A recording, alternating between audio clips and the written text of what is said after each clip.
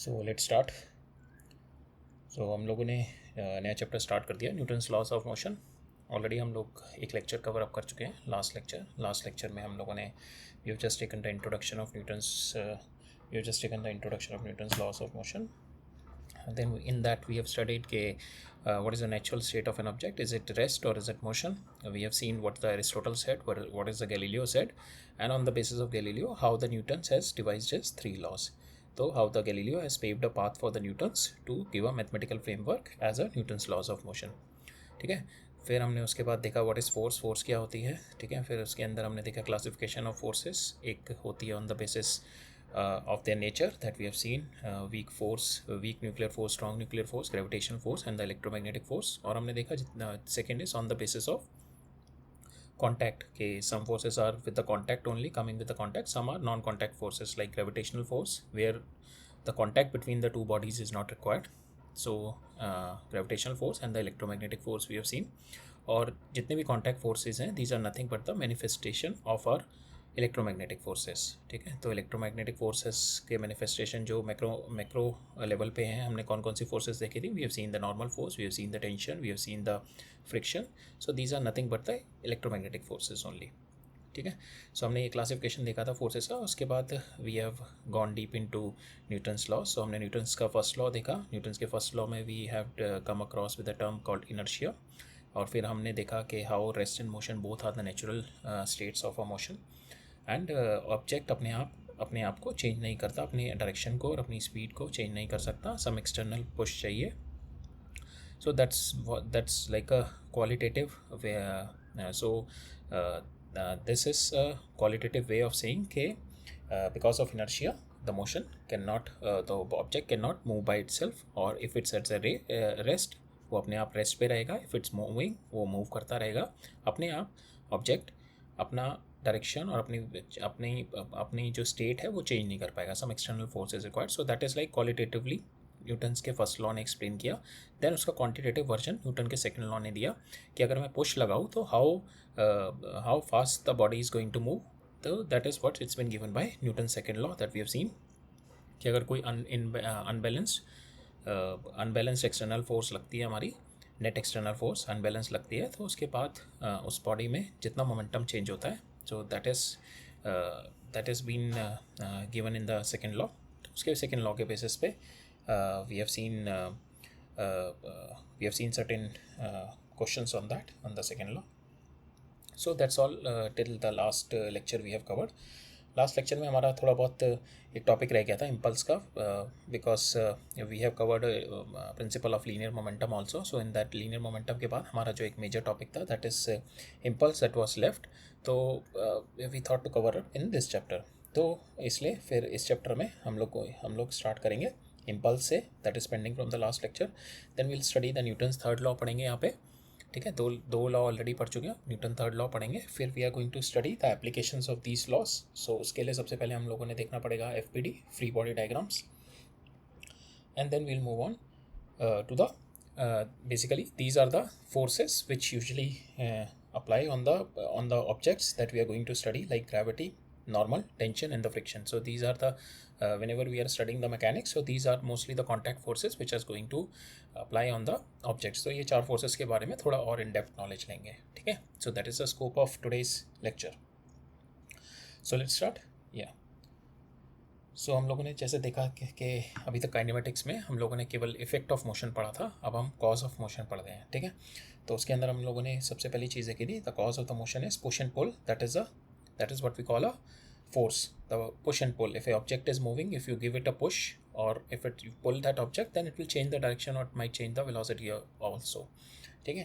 So one more term has been come up, because in the second law we have seen second law of Newton's law said कि F external जब मेरा लगता है, that is going to give rate of change of linear momentum. So that was the second law of Newton. इसके अंदर जो होता है हमारा कि F एक्सटर्नल जो ये फोर्स है, that is just apply at particular instant. के F लगाई तो at this particular instant it is like an instantaneous चीज़ हो गई कि मैंने फोर्स लगाई, but at that instant that is force is there. But if this force will continue for 1 hour और if this force will continue for 10 minutes. ठीक है. So that 10 into f, if I do 10 into 1 hour or f into 10, so obviously the second thing will be more than the first one, this is 10f हो जाएगा. तो ये cumulative चीज़ जो होती है ना, that cumulative effect of the push, it's over the time, that is what we call a impulse. So mostly impulse आता है हमारा when we have a very strong force for a very small amount of time. ठीक है, that is the case where we study the impulse. ठीक है, where we have a like kick means when you kick a ball, so it is like a very large force for a very small time, for a very small amount of time that you are applying. So in that cases we have to devise another term, impulse. In that case के only the force which is very high, that force we are going to consider. और उसके अलावा जितनी भी forces उसमें होंगी like air drag, friction, उन force को थोड़े टाइम के लिए हम लोग नेग्लिजिबल कर देते हैं. ठीक है, सो दैट्स वाई ये फोर्स इतनी लार्ज होती है कि we can make those forces negligible for the time being, for the study of our motion. ठीक है, so impulse is kind of a kick that the force applied over a short time. ठीक है, for the over the short time. So force हमने देखा कि it is a push at an instant. ठीक है, एक बॉडी मूव कर रही है, उसको हल्का सा पुश दे दिया at an instant, at delta t tends to zero, at that instant you just give it a push, that is what we call a force. And if that cumulative effect of the push, कि वो जो push है आप continuously you are giving it for some time. ठीक है, that cumulative effect it's what we call the impulse. ठीक है, now will see mathematically. हमने थोड़ा इंट्यूशन ले लिया इसका, इम्पल्स क्या होती है. सो इसके एग्जांपल्स हो गए in the collision, it's been use के if car is moving in, if a car is moving in this direction, it got collide here and it got return from here. ठीक है, it got collide here and return from here. और two balls हैं, they ball approach each other and collide with each other. So थोड़े time period के लिए there is an impulse, बहुत high level of forces develop होंगी दोनों के time period में during the time of collision, and then that forces will change their momentum. So that is what the impulse coming. Or in the football when you kick a ball, or in the cricket when you hit the ball with the bat, so that small time period where the force is very high, so during that time period when the force is very high, so that cumulative effect we call it a impulse.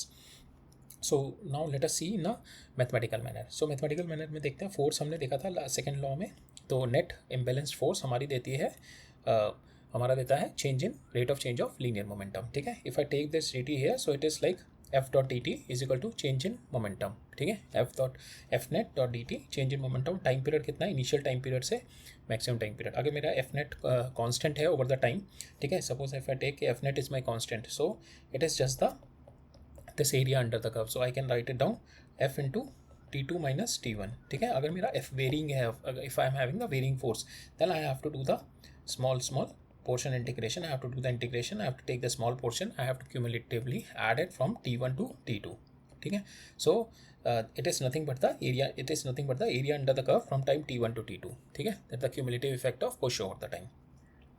सो ये जो push आएगा cumulative effect, it is mostly impulse is been considered very for the very small time, very large force. ठीक है, so but it can B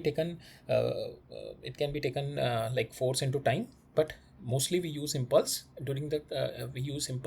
in the cases of collisions only, कि जब बहुत high force होती है और बहुत small time period है, during that time we use. ठीक है, so this is nothing but your this terms gives integration of force. If it's varying, it will take it an integration, or it is like a summation of force over a period of time from time t1 to t2, that will give the rate of change, it will give the change of momentum. ठीक है, so my final speed will be v2 minus v1. ठीक है, so it will give a change of momentum, not rate, just the change in momentum. ठीक है, and the change in momentum is in the change in momentum, we cannot say is it in the direction of impulse only. We'll see that we have to take it out, we'll have to mostly it is in the direction only, but मतलब हम लोग we'll have to take out numerically कि किस direction में आएगा. we cannot intuitively say कि collision हुआ and we know कि this point पे collision हुआ, इस point पे change in velocity हो जाएगी. we cannot see it intuitively, we have to get it through the numerical only by solving the problem. ठीक है, we'll see it in the coming session. सो हमने देखा इम्पल्स क्या है, एरिया ऑफ फोर्स और time curve का area. ठीक है, this is my force time curve है. If the force is constant, so T1 से 2 तक का जितना एरिया मेरा कवर अप किया, that is what we call the impulse. Same way अगर ये यहाँ पे मेरा फोर्स वेरिंग है, तो यहाँ से T1 से लेकर T2 तक का जितना मेरा एरिया कवर अप कर रहा है ये, so that is what we call the impulse. ठीक है, so direction is same as change in momentum. ठीक है. ठीक है. So direction is same as change in momentum, right? But this direction mostly we'll derive it while solve the equation. So वैसे पता लग जाता है if someone is striking like if there's a wall and the ball is striking on this wall, so intuitively आपको पता लग जाएगा कि इस डायरेक्शन में ही लगेगा. if the ball is bouncing back this direction, अगर यहाँ पे लग के अगर बॉल इस डायरेक्शन में बाउंस कर रही है, then in those cases you will have to figure out the direction of impulse while calculating the final velocities and the initial velocities. During that calculation you will have to analyze what is the direction of your impulse. Okay, this is with this we have got an interesting equation. This is called a impulse momentum equation. So impulse momentum equation क्या बोलता है, मेरा अगर particle है, it is moving with suppose mv1 से move कर रहा है, सिंपल एक पार्टिकल है, it is moving with mv1, और पीछे से मैंने इसको बहुत छोटे से टाइम पीरियड के जर्क दे दिया, बहुत फास्ट पुश, बहुत हाई फोर्स का पुश दे दिया, तो that will be added in this and it will increase its momentum. So final momentum will be mv2. ठीक है. So initial momentum plus my push that I'm going to give it to this moving body, and it is or the stationary body, so my final momentum will come. So that is what we call the impulse momentum equation, right? So now let us understand the impulse momentum equation and the impulse through some numericals. Okay, so देखते हैं पहला हम इसमें एक wall दे रखी है हमारे को, and we consider this car is moving in this side with 15 metre पर सेकेंड. ठीक है. After collision with this wall the car turned back and started moving in this direction with 5 meter per second. This is after collision. ठीक है. और time period दे रखा है मेरे को, the time period of collision is 0.150 seconds. ठीक है. तो हमें बताना है, we have to find out the F external, कितनी एफ एक्सटर्नल है, and what is the my impulse. ठीक है. What is my impulse and what is my F external. ठीक है. सो हम लोगों का जो इम्पल्स मोमेंटम इक्वेशन क्या है कि पार्टिकल किस मोमेंटम से पहले मूव कर रहा है, उसके अंदर मेरा कितना पुश लगा, कितना हार्ड पुश लगा और द किक लगा. ठीक है. और उसके बाद मेरा कितना उसका फाइनल मोमेंटम हो गया. ठीक है. That is what we are going to do. So initial momentum plus J is equal to final momentum, and we have to do it vectorially only because the directions we have to consider the directions here. So we have to do it vectorially. So पहले will take this direction as X and Y direction. So इस direction में move कर रहा है first, so it will B -15i into weight इसका 1500 kg है, -15 ये momentum आ गई, इनिशियल मोमेंटम, प्लस मेरी I have given because of this wall there is a perpendicular push only. ठीक है. परपेंडिकुलर पुश आएगा जिसकी वजह से डायरेक्शन इस डायरेक्शन में चेंज हुई है. ठीक है. There is we can not consider the other impulses like all the other impulses will be quite small, like gravity का कुछ नहीं आएगा impulse because there is no momentum change in the vertical direction. ठीक है. gravity का कोई impulse नहीं होगा during that time, or we can avoid the friction in the air track because those will be very small comparable to the force or the impulse during the time of collision. ठीक है. that is, so force by the wall is large compared to the friction in the air drag, so we can avoid them, and F G जो हमारा होगा that is perpendicular and perpendicular to the motion है, so no effect in the horizontal momentum. ठीक है. So no effect in the horizontal momentum. So now ये हमारा हो गया, जे आ गया, और हमारा फाइनल मोमेंटम कितना हो गया, 5 इस डायरेक्शन से मूव कर रहा है, सो 5i हो गया, और वेट हो गया 1500. ठीक है. इसको मैं यहाँ पे लेके आया, so my J comes out to be 1300 into 300 into 10 to the power i. इस डायरेक्शन में हमारा जे आ गया. ठीक है. Okay. So now F external हमारा क्या होता है, J is nothing but the cumulative effect of the force over the time. So J is my F external into कितने टाइम पीरियड वो फोर्स लगा, that is what my impulse. So from here I take out J, I divide delta T by J, and I got the F external from here. ठीक है. Okay. So there might be cases where it's been given to you कि friction भी है उसमें, and it will be air drag also भी है, but while calculating if like impulse or force external it's been asked to you कि collision पे कितनी है, during that time you can neglect those forces, friction and your air drag, because these are very small but this force is very large, so this impulsive force is very large, so those force you can consider. plus जो हमारा जो gravity है that is mg इस direction में vertical लग रहा है, and there is no change in velocity in the vertical direction, so that impulse because of this we can neglect. Okay. So now same way, if we'll see now the vertical motion, this we have seen the horizontal motion, now we'll see in this the vertical motion. A ball has been thrown from the height 5 metre से ball throw करी, 50 ग्राम की ball है, यहाँ से ऊपर से throw करी, यहाँ पे हिट करी and it bounce back up to 3.2 metre. ठीक है. सो इसमें भी क्या है, हमारे को एफ एवरेज निकालनी है, टोटल एवरेज फोर्स कितनी लगी मेरी यहाँ पे हिटिंग वाले टाइम पे, कि कितनी एवरेज फोर्स और कितने टाइम पीरियड के लिए था वो 0.02 सेकंड के लिए कोलिजन हुआ है यहाँ पे उसका. ठीक है. सो इसमें भी अगेन हमारे को क्या करना है, इम्पल्स मोमेंटम इक्वेशन लगाएंगे इस पॉइंट पे. इनिशियल मोमेंटम कितनी है, if we take this direction is negative, so minus this direction if we take negative and this direction positive, so नीचे साइड में आ रहा है माइनस एम. ये जो हाइट होगी यहाँ पे जो हिट करने वाली, because it is coming from 5 metre, so this height will be √2gh. ठीक है. तो √2gh हाइट हो गई मेरी यहाँ से यहाँ तक की, इंटू एम इसका मास हो गया, माइनस प्लस यहाँ से जो भी इसको इम्पल्स मिल रहा होगा इज इक्वल टू फाइनल क्या है मेरा 3.2 तक गया, तो इसकी वेलोसिटी जो चेंज हुई है दैट इज़ √2gh2. जितने हाइट तक ये जाएगा तो उतनी वेलोसिटी यहाँ पे होगी. At this point this velocity will be this because it has gone up to the height of h2. ठीक है. तो इसकी वेलोसिटी √2h2 होगी इस पॉइंट पे, इंटू एम ये पॉजिटिव साइड में. ठीक है. तो इससे you calculate your G, you calculate your J, because h is given both the side, g is known to you, m is known to you 50 gram. You can calculate J. Once the J is been given, you put the value J here and divide it by 0.02. It will give you the force average. ठीक है. Right.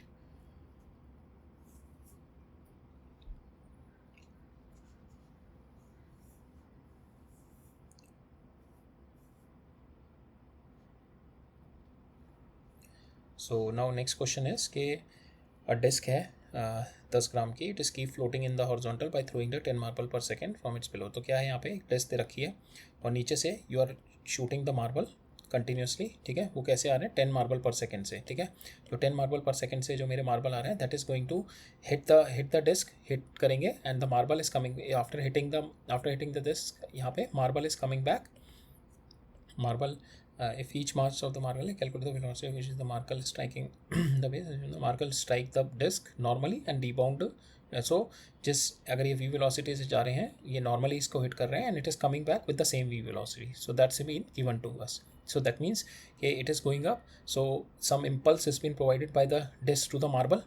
ठीक है. So जो disc है that is going to provide some impulse to the marble. That's why जो marble इस direction में जा रहा है उसकी डायरेक्शन एकदम चेंज हो गई, वर्टिकल डायरेक्शन में चेंज हो गया. पहले वो इधर जा रहा था फिर इधर हो गया. ठीक है. We have to find the impulse that the disc is providing on the marbles. ठीक है. So that impulse that the disc is providing on the marble. ठीक है. सो दैट सेम इम्पल्स, तो जैसे disc is providing, so because of that impulse we have got the force, कि कितना force लग रहा होगा, because impulse is nothing but the force into time. So यहाँ से मेरा टाइम, यहाँ से मेरा टोटल फोर्स आ जाएगा. So impulse J divided by, अगर मैं टाइम कर दूंगा, because per second it is hitting, so if we divided by 1 it is going to give me F external. ठीक है. टोटल एक्सटर्नल फोर्स आ जाएगी जो मेरा डिस्क मार्बल पे लगा रही होंगी नीचे साइड में. सेम ये जो है जब मार्बल इसको हिट कर रहे होंगे, same equal and opposite reactionary forces लग रही होंगी by marble to the disc opposite side में, that is also equal to this F external. ठीक है. और ये F एक्सटर्नल है, it is balancing this weight. This F external is going to balance this weight. Okay.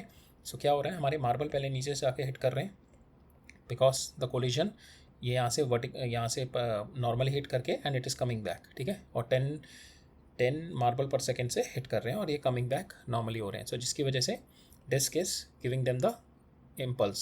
ये collision हो रहा है because of this impulses, because of the impulse, because of the force push provided by the disc, it is returning and it is changing its direction. ठीक है. So we'll calculate the impulse, कि कितना impulse यहाँ पे कितना impulse आ रहा है यहाँ पे. ठीक है. Once we calculate the J, we'll calculate the कितना F external provide कर रहा है disc marbles पे. ठीक है. ये जो F external है that is the marble is also, ये F external है that is by disk to marble. ठीक है. Same and equal and opposite होगा हमारा जो F external by marble to disc. ठीक है. ये जो F external by marble to disc होगा that is just balancing my weight. ठीक है. जो mg मेरा नीचे लग रहा होगा that is just balancing my weight. Okay. That is what we have to calculate. Okay. So force on the marble by the discs will be in this direction. That's why इस direction में है, तभी impulse भी इसी direction में और momentum भी change इसी डायरेक्शन में हो रहा है. Marble to the disc is increasing. ठीक है. Marble to disc is increasing and equal and opposite. So so ये जो फोर्स है जैसे डिस्क से मार्बल पे नीचे लग रहा है, सो सेम वे मार्बल से डिस्क को ऊपर लग रहा होगा, and this is the force upper side में, it is equal and opposite to balance the disc, that is what we have to do. Now will find the impulse. Impulse से force निकालेंगे और force को will balance it with the M जी. ठीक है, so impulse कितना है, initial momentum मेरी इस डायरेक्शन में, ठीक है, एक मार्बल की मोमेंटम इंटू 10, क्योंकि 10 मार्बल हिट कर रहे हैं, 10 एक मार्बल की मोमेंटम कितनी होगी, कितना ग्राम, जितने ग्राम का वेट है एम इंटू ये ऊपर जा रहे हैं V velocity suppose we consider. ठीक है, तो यहाँ से हो गया हमारा ऊपर साइड में वी हैव टेकन पॉजिटिव, नीचे negative. So 10 mv is my initial momentum plus some push is coming from this side.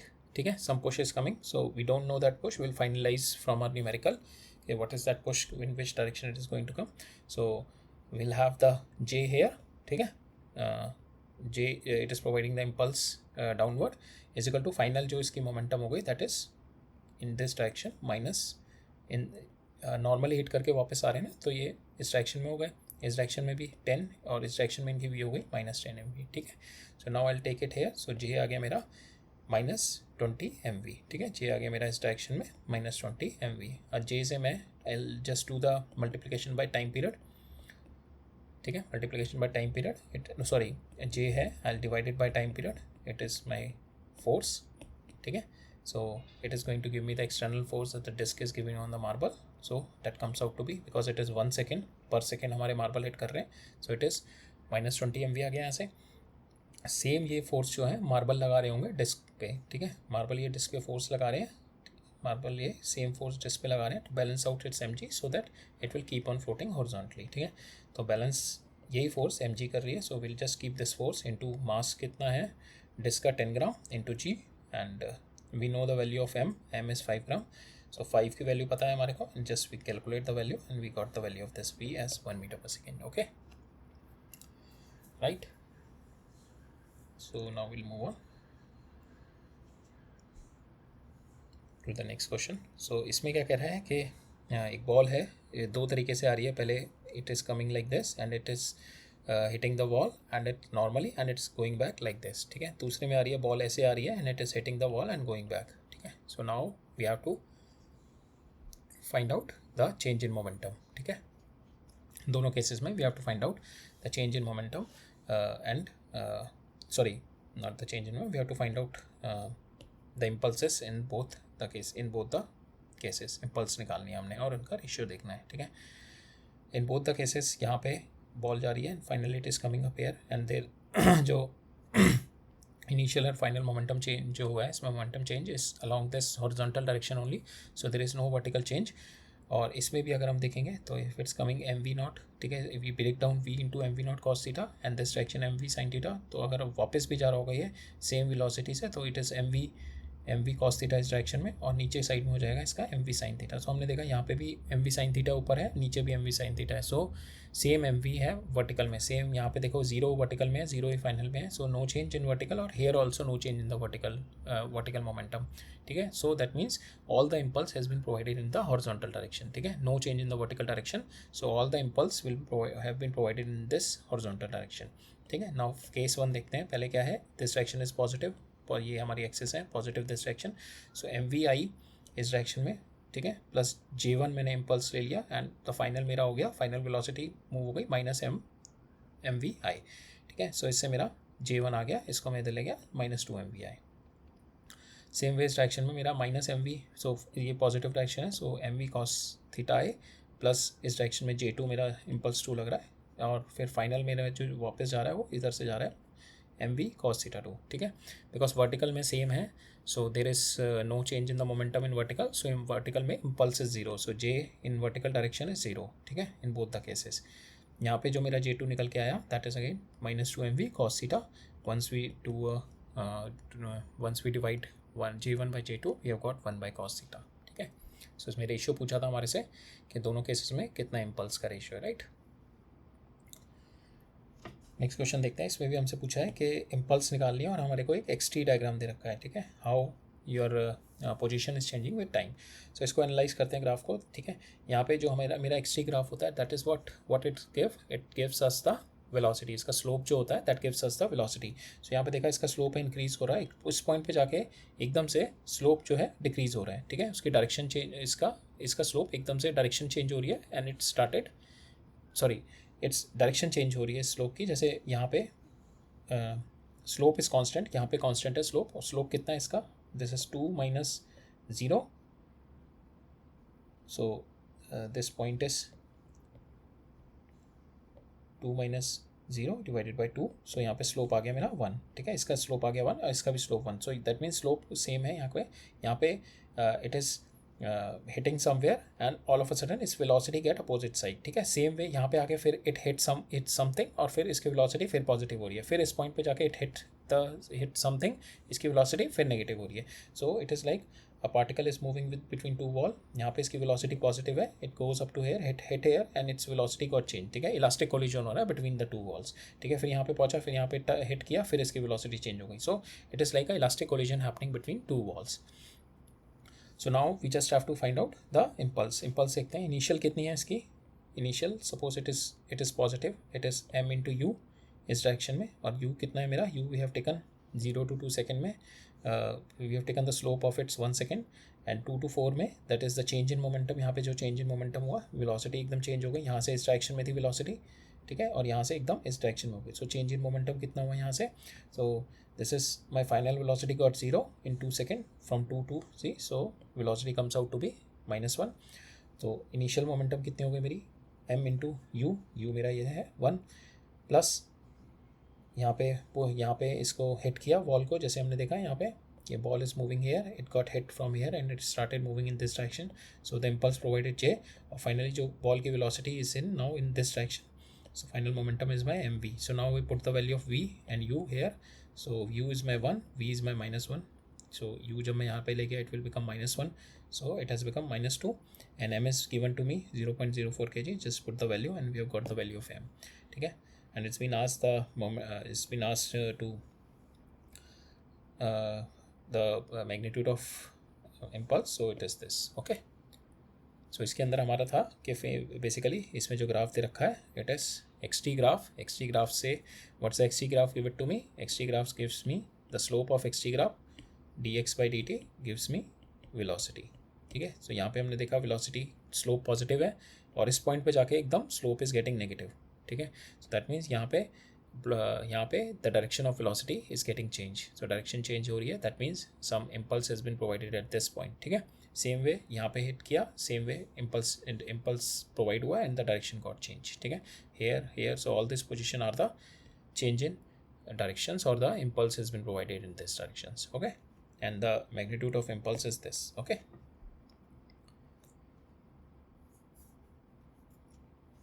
so we'll see another question on impulse। so यहाँ पे कह रहा है कि यू शेप्ड स्मूथ वायर है, has a semi circular bending, ठीक है, ये है U shaped smooth wire, semi circular bending between A and B, इन दोनों के बीच में सेमी सर्कल बेंडिंग है, ठीक है, a bead of mass M moving with uniform velocity V, यहाँ से यूनिफॉर्म वेलोसिटी वी से मूव कर रहा है, through the wire enter the semi circular bend A and leaves the B, यहाँ से एंटर करके बी लीव्स कर रहा है, find the average force exerted by the bead on the part A B, ठीक है, इस पॉइंट पे मेरे को इसकी फोर्स बतानी है कि बीट ने कितनी इस पर लगाई होगी, ठीक है, बिकॉज बीट यहाँ पे मूव किया, या अगर ये यहाँ पे कुछ भी इस पर ऑब्स्ट्रक्शन नहीं होता, should have gone in this direction, but now इसको यहाँ से it is changing its direction, so इसकी it is momentum is getting changed, so obviously यहाँ से some impulse has been provided during certain amount of time, यहाँ से यहाँ तक जाने में इसको कुछ impulse provide किया इस bead को, so we have to calculate that impulse and from there we can calculate the force being provided,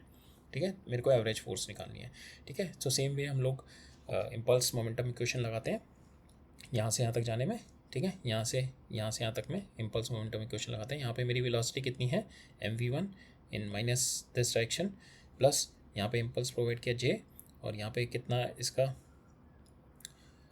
यहाँ पे, सो इसमें हमारे से पूछा है average force exerted by the beat on the part A B, so same जैसे जो बिकॉज जो ये पार्ट है ये इम्पल्स प्रोवाइड करेगा बीट पे, ठीक है, that's why its momentum got change from this direction to this direction, तो जितना ही इम्पल्स प्रोवाइड करेगा जिसकी वजह से जो फोर्स आएगी same and equal and opposite force beat provide कर रहा होगा इस इस सेमी सर्कुलर पाथ को, ठीक है, that is what we have to find. So same अगर हम इस जे से जो हमारे को इम्पल्स ये सेमी सर्कुलर पाथ की वजह से जो मेरा जे आ रहा है उसकी वजह से मेरा जो फोर्स आएगा, so same force will be equal to कि जो फोर्स बीट प्रोवाइड कर रहा होगा, जो फोर्स बीट इस पे सेमी सर्कुलर पाथ पे लगा रहा होगा.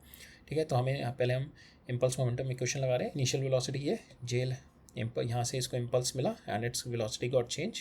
वेलोसिटी फाइनल कितनी हो गई, वेलोसिटी सॉरी मोमेंटम फाइनल कितनी हो गई, प्लस एम इंटू वी और आई डायरेक्शन में. नाउ मेरे यहाँ से जे आ गया, I have taken it here, so J has come 2mv/i. Force कितनी होती है मेरी, force is equal to my momentum, force is my impulse divided by यहाँ से यहाँ तक में कितना टाइम लगा. So now will calculate the time. So मुझे पता है this is nothing but my pi R, this is overall is 2 pi R, so this is my semi circle, so it will be pi R. और इसकी velocity कितना है यहाँ पे, इसका जो इसकी जो स्पीड है यहाँ पे during that time, it is v. ठीक है, सो r की वैल्यू मैंने d/2 रख दी. ठीक है, सो यहाँ से आ गया मेरा जो टाइम आ गया πd/2v आ गया यहाँ से. So I just put this πd/2v here. This time मेरे पास इम्पल्स आ गया था, πd/2v मैंने यहाँ से टाइम रख दिया. So I have done impulse divided by delta t, it has given me the force. So this is the force which bead is going to give it to this bend. Okay. Next question में पूछा गया है कि एक house है, उसकी wall है ऐसे, ठीक है, वर्टिकल वॉल है, यहाँ से हॉरिजॉन्टल विंड फ्लो कर रही है. ठीक है, after hitting the wall the wind is getting in this direction. ठीक है, सो दैट मीन्स इसकी जो मोमेंटम है, initial momentum, final momentum has got zero. ठीक है, इनिशियल मोमेंटम कुछ है and final momentum after impulse यहाँ पे लग के the final momentum in X direction got zero. ठीक है, some impulse has been provided in this direction. Okay, so let's just calculate that. So wind की मेरे को वेलोसिटी दे रखी है 100 मीटर पर सेकेंड से इस डायरेक्शन में फ्लो कर रही है. मेरे को डेंसिटी ऑफ एयर दे रखी है दिस, एंड दिस एरिया दे रखा है, दिस इज़ 108. ठीक है, so initial this direction is negative, so we have taken -mv, इस डायरेक्शन में मूव कर रहा है. ठीक है, सो इस डायरेक्शन में विंड आ रही है -mv/i प्लस जे इस पे इम्पल्स लगी होगी and the final momentum got zero. ठीक है, यहाँ से I have calculate the value कि हमारे को वैल्यू निकालनी थी जे की, कितना इम्पल्स लग रहा है. जे आ गया मेरा, इसको इधर ले गया -mv/i. यहाँ पे मैंने क्या किया, I have change this mass is equal to density into volume. ठीक है, डेंसिटी को मैंने रो लिख दिया यहाँ पे, डेंसिटी ऑफ एयर, और वॉल्यूम का लिख दिया मैंने एरिया इंटू, और लेंथ कितना कवर अप कर रहा है ये, वेलोसिटी इंटू टाइम. ठीक है, वेलोसिटी इंटू टाइम. यहाँ से मैंने टी को ये मेरा आ गया m rho A V into T. ठीक है, rho A V T is my m into ये रो ए वी टी मेरा m आ गया इंटू वी, वेलोसिटी ऑलरेडी है मेरी, और आई डायरेक्शन में.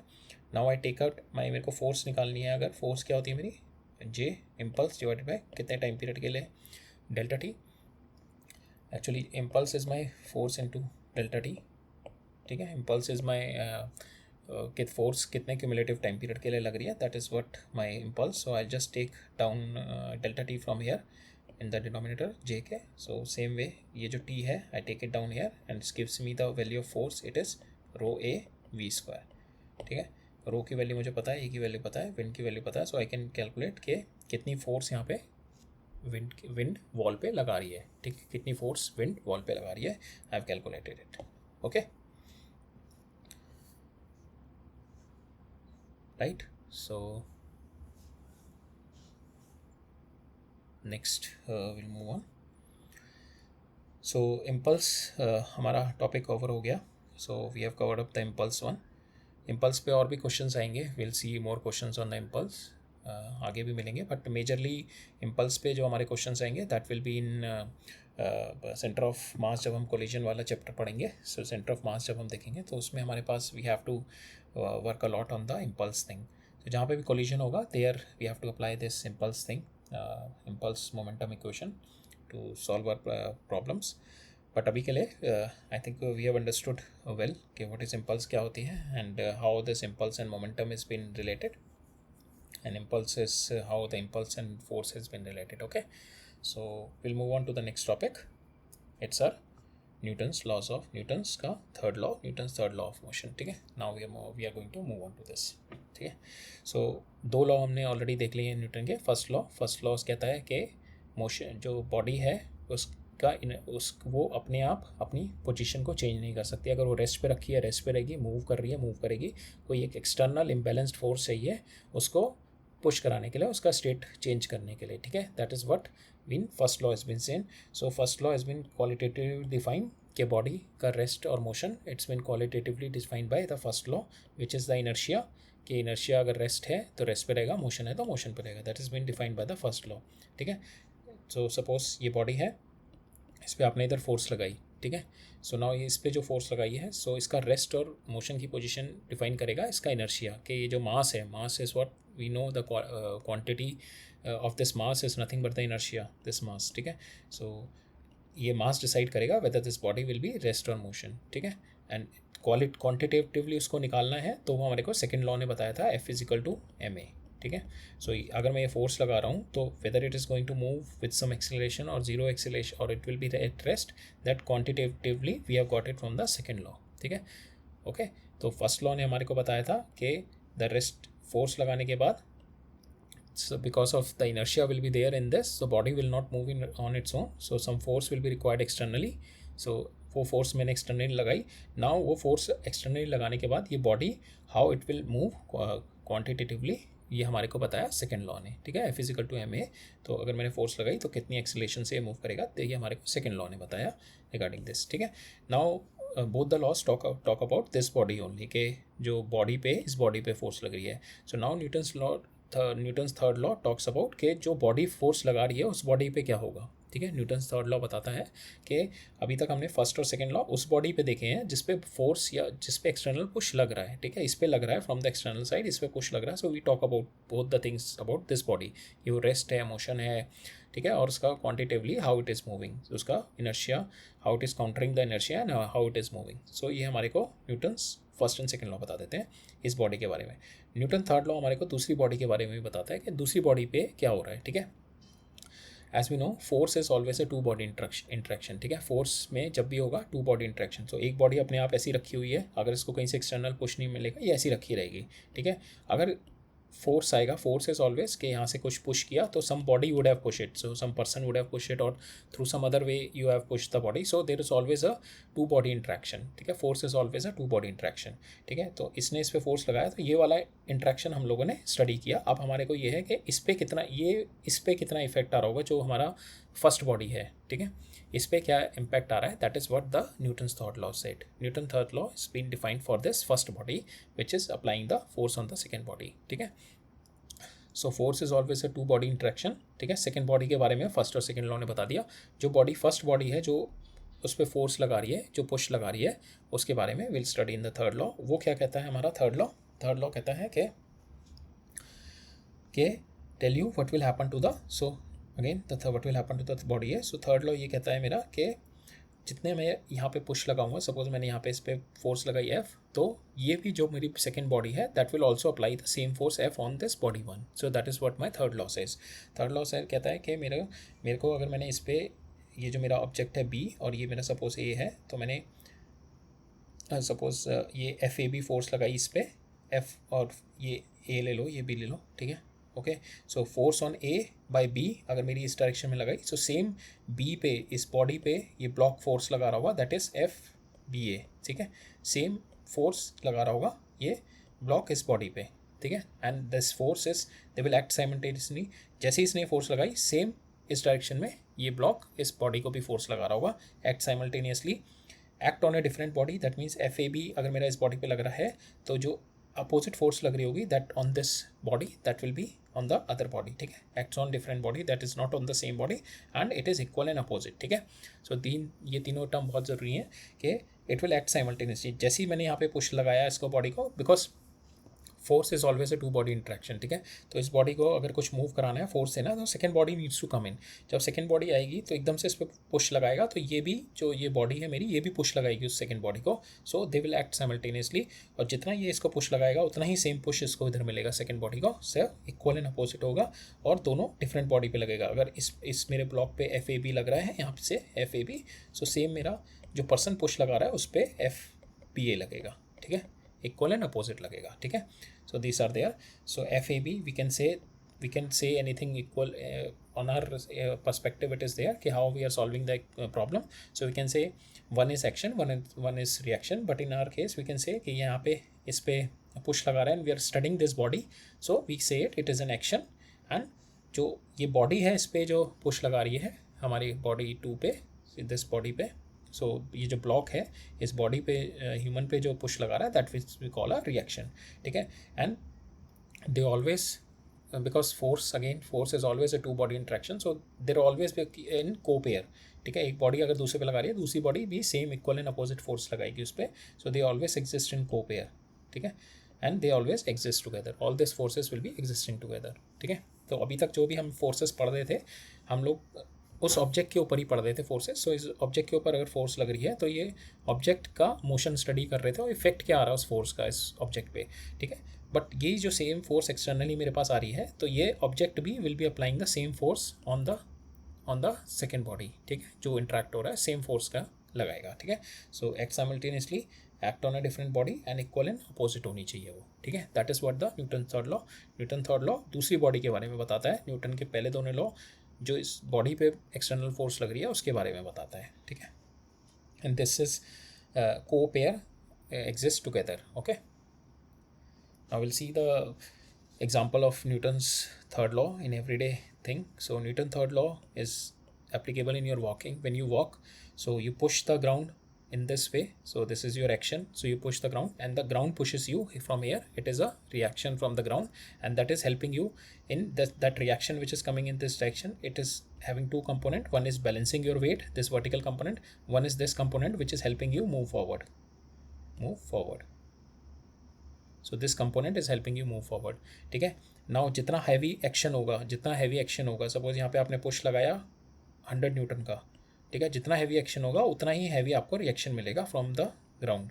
उतना ही हैवी आपको रिएक्शन मिलेगा 100 न्यूटन का. But this action also depend on कि आपके बीच में यहाँ पे फ्रिक्शन कितना है. ठीक है. अगर ये स्लिपरी ग्राउंड है so you can not apply this heavy action because action जो लगाओगे उसका एक कंपोनेंट इधर आएगा. ठीक है. एक कंपोनेंट इधर आएगा. अगर ये फ्रिक्शन नहीं है ग्राउंड, अगर ये फ्रिक्शन प्रॉपर नहीं है, ये कंपोनेंट को अगर होल्ड नहीं कर पाया दिस कंपोनेंट, सपोज यहाँ पे आपने 100 न्यूटन लगा दिया. ठीक है. इसका कंपोनेंट यहाँ पे कुछ 60 न्यूटन आ रहा है, यहाँ पे कुछ कंपोनेंट आ रहा है. अगर आपकी फ्रिक्शन इतनी नहीं है कि वो 60 न्यूटन होल्ड कर पाए, अगर फ्रिक्शन की मैक्सिमम वैल्यू 40 है तो विल गेट स्लिप. आपका पैर स्लिप हो जाएगा, पीछे चला जाएगा आपका पैर. ठीक है. सो दैट मीन्स आप उतना ही मैक्सिमम पुश लगा सकते हो जितना आपको फ्रिक्शन यहाँ पे सपोर्ट कर रहा है. ठीक है. इट इज़ नॉट लाइक के it is not like कि आप so it is like moving is depending on कि how much you are pushing and how much ground is giving you the reaction, but your push depends on the friction also with the ground. ठीक है. अगर यहाँ पे friction बहुत अच्छा है तो you can provide very high action. ठीक है. बहुत तेज़ी से आप पुश कर सकते हो, बहुत तेज़ी से रिएक्शन मिलेगा and you can run fast. ठीक है. बट अगर ये स्लिपरी स्लोप है और there is a snow on this, यहाँ पे स्नो है. ठीक है. अगर यहाँ पे स्नो है तो दैट मीन्स कि there is very less friction. तो आपने जो एक्शन लगाया यहाँ पे इसका जो रिजल्टेंट यहाँ पे आया, so that is the friction could not able to hold this component of force. So आपका पैर पीछे स्लिप हो जाएगा यहाँ पे. ठीक है. Your because friction is going to stop this back movement. हम लोग ये पढ़ेंगे हमारा जब हम फ्रिक्शन पढ़ेंगे, so there we are going to study about the this also कि वॉकिंग के टाइम पे how friction is working. So there also we are going to study. I am just giving you an intuitive feel here कि it is the action कितना strong होगा और उतना ही strong reaction मिलेगा. जितना स्ट्रॉन्ग रिएक्शन मिलेगा उतना ही आपको फॉरवर्ड पुश मिलेगा. ठीक है. फॉरवर्ड पुश लेने के लिए आपको उतना स्ट्रॉन्ग रिएक्शन चाहिए. बट एक्शन ऑल्सो डिपेंड कि आपके साथ ग्राउंड के साथ कैसा रिलेशन है इसका फीट का. ठीक है. अगर आपका स्नो है, फ्रिक्शन बहुत कम है तो आप बहुत बड़ा एक्शन नहीं लगा सकते. You can only apply up to 10 newton 15 newton. आपको ज़्यादा पुश नहीं मिलेगा, फिर आपको स्मॉल पुश मिलेगा. That's why you have to take small step while on the snow. ठीक है. So that is what they are in the walking. हम लोग थोड़ा और डिटेल में पढ़ेंगे. हम लोग will see the mathematical framework also walking जब हम फ्रिक्शन पढ़ेंगे. तो अभी के लिए but just I give you the intuitive feel कि जितना स्ट्रॉन्ग एक्शन होगा उतना स्ट्रॉन्ग रिएक्शन आएगा. स्ट्रॉन्ग एक्शन के लिए यू नीड अ दिस यहाँ पे फ्रिक्शन होना चाहिए, बहुत स्ट्रॉन्ग फ्रिक्शन. जितना स्ट्रॉन्ग फ्रिक्शन होगा उतना strong action you can provide. Next in swimming के केस में you do the action reaction work करती है. You push the water back and the water pushes you forward. ठीक है. Same way in the driving, the wheel push the ground back and the ground push the wheel forward. So same way. So in all the three cases So in all the three cases we have seen कि how in the walking, swimming and driving how our reaction forces is helping in our motion. ठीक है, how our reaction forces, we have done some action, and because of reaction we are doing the motion. Because of reaction we are doing the motion, and all these motions, all these three motions is depending upon the friction. ठीक है, so we say friction is not always bad. So this is a positive side of the friction. If friction, because of friction only we could able to walk on the ground, we could able to swim, and we could able to drive also. ठीक है, because of friction only, because this reaction forces is depending on the friction. And we have seen it why, because जितना strong friction होगा उतना ही आप strong action लगा सकते हो अपना पैर बिना स्लिप करे हुए. ठीक है, उतना स्ट्रॉन्ग एक्शन लगाओ और उतना ही स्ट्रॉन्ग रिएक्शन मिलेगा, उतना ही स्ट्रॉन्ग फिर फॉरवर्ड पुश मिलेगा. ठीक है, सो यहाँ पे हमने कोई सेम चीज़ जो हमने ऊपर पढ़ी है we have discussed is there, क्योंकि reaction forces is going to give you forward push, and forward push it's depend on the motion कि कितना स्ट्रॉन्ग फॉरवर्ड पुश आएगा. It depends on the friction, कितना स्ट्रॉन्ग आपने action, because कितना strong action लगाया, friction उतना ही strong action को होल्ड कर पाएगा, नहीं कर पाएगा. अगर लेस फ्रिक्शन है like ice, so less action will be supported by friction, because यहाँ पे जो एक्शन का ये वाला कंपोनेंट आएगा जो कि फ्रिक्शन से कैंसिल होगा, जो कि फ्रिक्शन इसको होल्ड करेगा. नहीं तो यहाँ पे पीछे पैर स्लिप हो जाएगा ना, तो इसको पीछे स्लिप होने को रोकने के लिए friction needs to work in the positive. Friction will be coming here. अगर वो फ्रिक्शन इतना स्ट्रॉन्ग नहीं है इसके पीछे वाले कंपोनेंट को रोकने के लिए, then your leg will be slipping. So that's why less section will be there when the ground is having the ice, less friction, therefore less reaction, therefore less moving forward. So that's why there's a baby step while you're walking in the snow. ठीक है, so it's an example of action reaction forces. Person A है and a person B is there.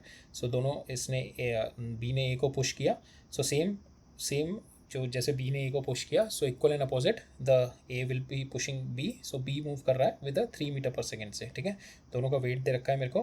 So obviously इनके बीच में action reaction pair है, that is equal and opposite.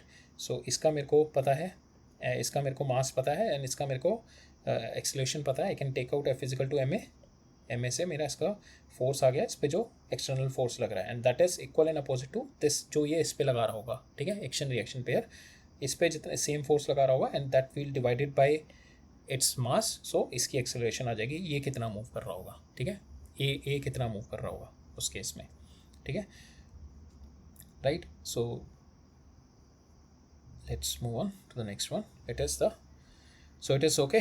Newton's third law will tell us about the other part of the body. एक तो first and second में हमने जिस body के बारे में पढ़ा उस पर कोई एक्सटर्नल फोर्स जो लगा है, वो जो लगाने वाला है उसके बारे में how it is going to, how that person is going to get affected, we have got it from the third law. So we have seen it कि जितना फोर्स इस पे एक्सटर्नल पुश लगा के कोई suppose the body A is pushing body B, जितना external force से push करेगा उतना ही ये जो ब्लॉक है, ब्लॉक बी, उतना ही सेम पुश लगाएगा उस बॉडी पे जो उस पर पुश लगा रहा होगा. And this is act simultaneously, this will act on a different bodies, and it is equal and opposite, and it will always exist in co-pair. We have seen in walking, swimming and driving how the reactionary forces is helping in our motion, and this reactionary forces is depending on the friction. ठीक है, and here we have seen the example कि if a person A is pushing B, if the person A is pushing B, and the person B is started moving with 3 metre पर second square acceleration. So we have to find out कि a कितना move कर रहा हो किस acceleration से. So we know कि equal and opposite forces लग रही होंगी को पेयर में. इस पे जो एफ लगी है, because of that his weight is 75 and he started moving in this direction with 75 into 3, that will be the force, and equal and opposite A पे लग रही होगी. We have applied the same force and we divided by its mass and we have got its acceleration, right? So now we'll move on to the next topic, is the free body diagram. So free body diagram is when we have seen ke on some body we have to study this motion, we have to study all the forces which is acting on this body and how this body is going to move, what will be the effect of all the forces on this body. So we have to, when we have to do that, we have to visualize के कितनी forces इस body पे लग रही हैं, किस direction से लग रही हैं, then only we could able to do the to find the unbalanced resultant force, ठीक है. So to do that we have to visualise कि सब डायरेक्शन से कितनी फोर्सेस आ रही हैं इस पे. So for that the free body diagram is going to help us कि ठीक है, अगर किसी बॉडी को मेरे को एनालाइज करना है, so we have to analyse all the forces acting on this body, ठीक है. कहीं से भी अगर फोर्स आ रही है, we have to analyse all the forces acting on this body, and then after that we analyze its motion, ठीक है. So to visualize all these forces we use the free body diagram. Free body diagram का मतलब होता है we isolate this body from the surrounding, because this body is there, and it has been pushed here in this side with some string. So what we have to do, we have to isolate the body from its surroundings. String से अलग कर देनी है, इससे अलग कर देनी है, and we have to isolate this body. Now we apply all the forces which is acting on this body. इस डायरेक्शन में इस पर कुछ फोर्स लग रही है, इस डायरेक्शन में इस पर कोई फोर्स लग रही है, इसकी डायरेक्शन कुछ और फोर्स लग रही है, इस पर कोई पुश आ रहा है. सो ये हम लोग इस पर फिर सारी फोर्सेस इस पर अप्लाई करेंगे. Will see all the forces in all the direction. फिर इस पर रिजल्टेंट निकालेंगे. इस पर resultant if the body is in equilibrium और if there is any unbalanced force, तो we find it out and then we solve out के how is the motion of this body, ठीक है, कितनी एक्सेलरेशन से वो मूव कर रहा है. That is what we have to do with the free body diagrams, ठीक है. So free body diagram visualise all forces on the object. कैसे करते हैं हम लोग, आइसोलेट कर देते हैं पहले ऑब्जेक्ट को, ठीक है. An object will be comprises of many motions, ठीक है, along many interaction with other bodies in the environment. तो पहले उस ऑब्जेक्ट को उस एनवायरमेंट से और अदर बॉडी सिस्टम से उसको आइसोलेट कर दिया. Then we put the arrow to show the direction of forces acting on the object, and we will not include any force which this object is putting on the environment, okay? Force by the object on the surroundings, that we are not going to take. Only the force on this body. So suppose this body is providing a normal force to the ground, so that force we are not going to take. Only the force which is acting on this body, okay, on the body, on the body which is acting on the body, those forces only we are going to take while analyzing the motion of this body, ठीक है. तो okay, so we'll see it with some examples, but before that we'll study some common forces that we are having. So in this common forces, in all our mechanics, mostly common forces जो हमारे को मिलेंगी, या तो weight मिलेगी, या हमारे को tension मिलेगी, normal मिलेगा हमारे को, या हमारे को we'll be getting tension, normal, and friction. So these 4-5 forces will be there. So we'll study those forces in detail. So weight देखते हैं. Weight is what? Weight is a non-contact force. It is acting at a distance. So what is the weight there? So it is like this is Earth, and you are sitting here, you are standing here. So you have been pushed by the Earth center. So we know due to the virtue of the masses, two body attract each other. That we call a gravitational force. That is what G m1 m2 divided by r square. So this is by the virtue of the masses, two body attract each other. So same, this Earth is there, okay, and you are standing here. So Earth has been, and it is towards the center only. So Earth is pushing you towards its center, okay. So anywhere you are on this, so Earth is pushing you towards the center. Anywhere you are on the surface of the Earth, so Earth is pushing you towards the center, okay. So that is what we call a gravity, or that is what we call this is a force which is called a gravitational force. We call it a mg. So this is Earth attracts a man with fg. This is always towards the center of the Earth. And same way we know, okay, all the forces exist in co-pair. So when Earth is pushing the man down, so same way the man is also pushing the Earth up with the same force mg, okay, with the same force mg, right. Man will also attract the Earth. So now we'll see some more examples. So suppose this car is there, it is moving on a flat road. So यहाँ पे इसका this is its f is equal to mg. और अगर ये it is there, क्योंकि we consider the earth is flat, so most of the cases पे जब भी हम देखेंगे we always apply the mg like this, vertical only, because we consider the earth is flat, okay. In most of the cases we apply it in vertical direction, right. सो इस case में देखते हैं कि इस केस में simple हमारा M G ऐसे आ जाएगा towards the centre of the, इस केस में this car is inclining down, तो इस केस में m g it is we consider it flat because this incline is not like more, it is near to the earth surface only. So mg will be along the center of the earth only. Now we break it down into two components, okay. So this is theta, so this angle will be theta, so this will be mg cos theta, and with the perpendicular side, and along the inclined side it will be mg sin theta, okay. So that's how you break down the components in the inclined plane for the weight, okay. Next we'll see the normal force.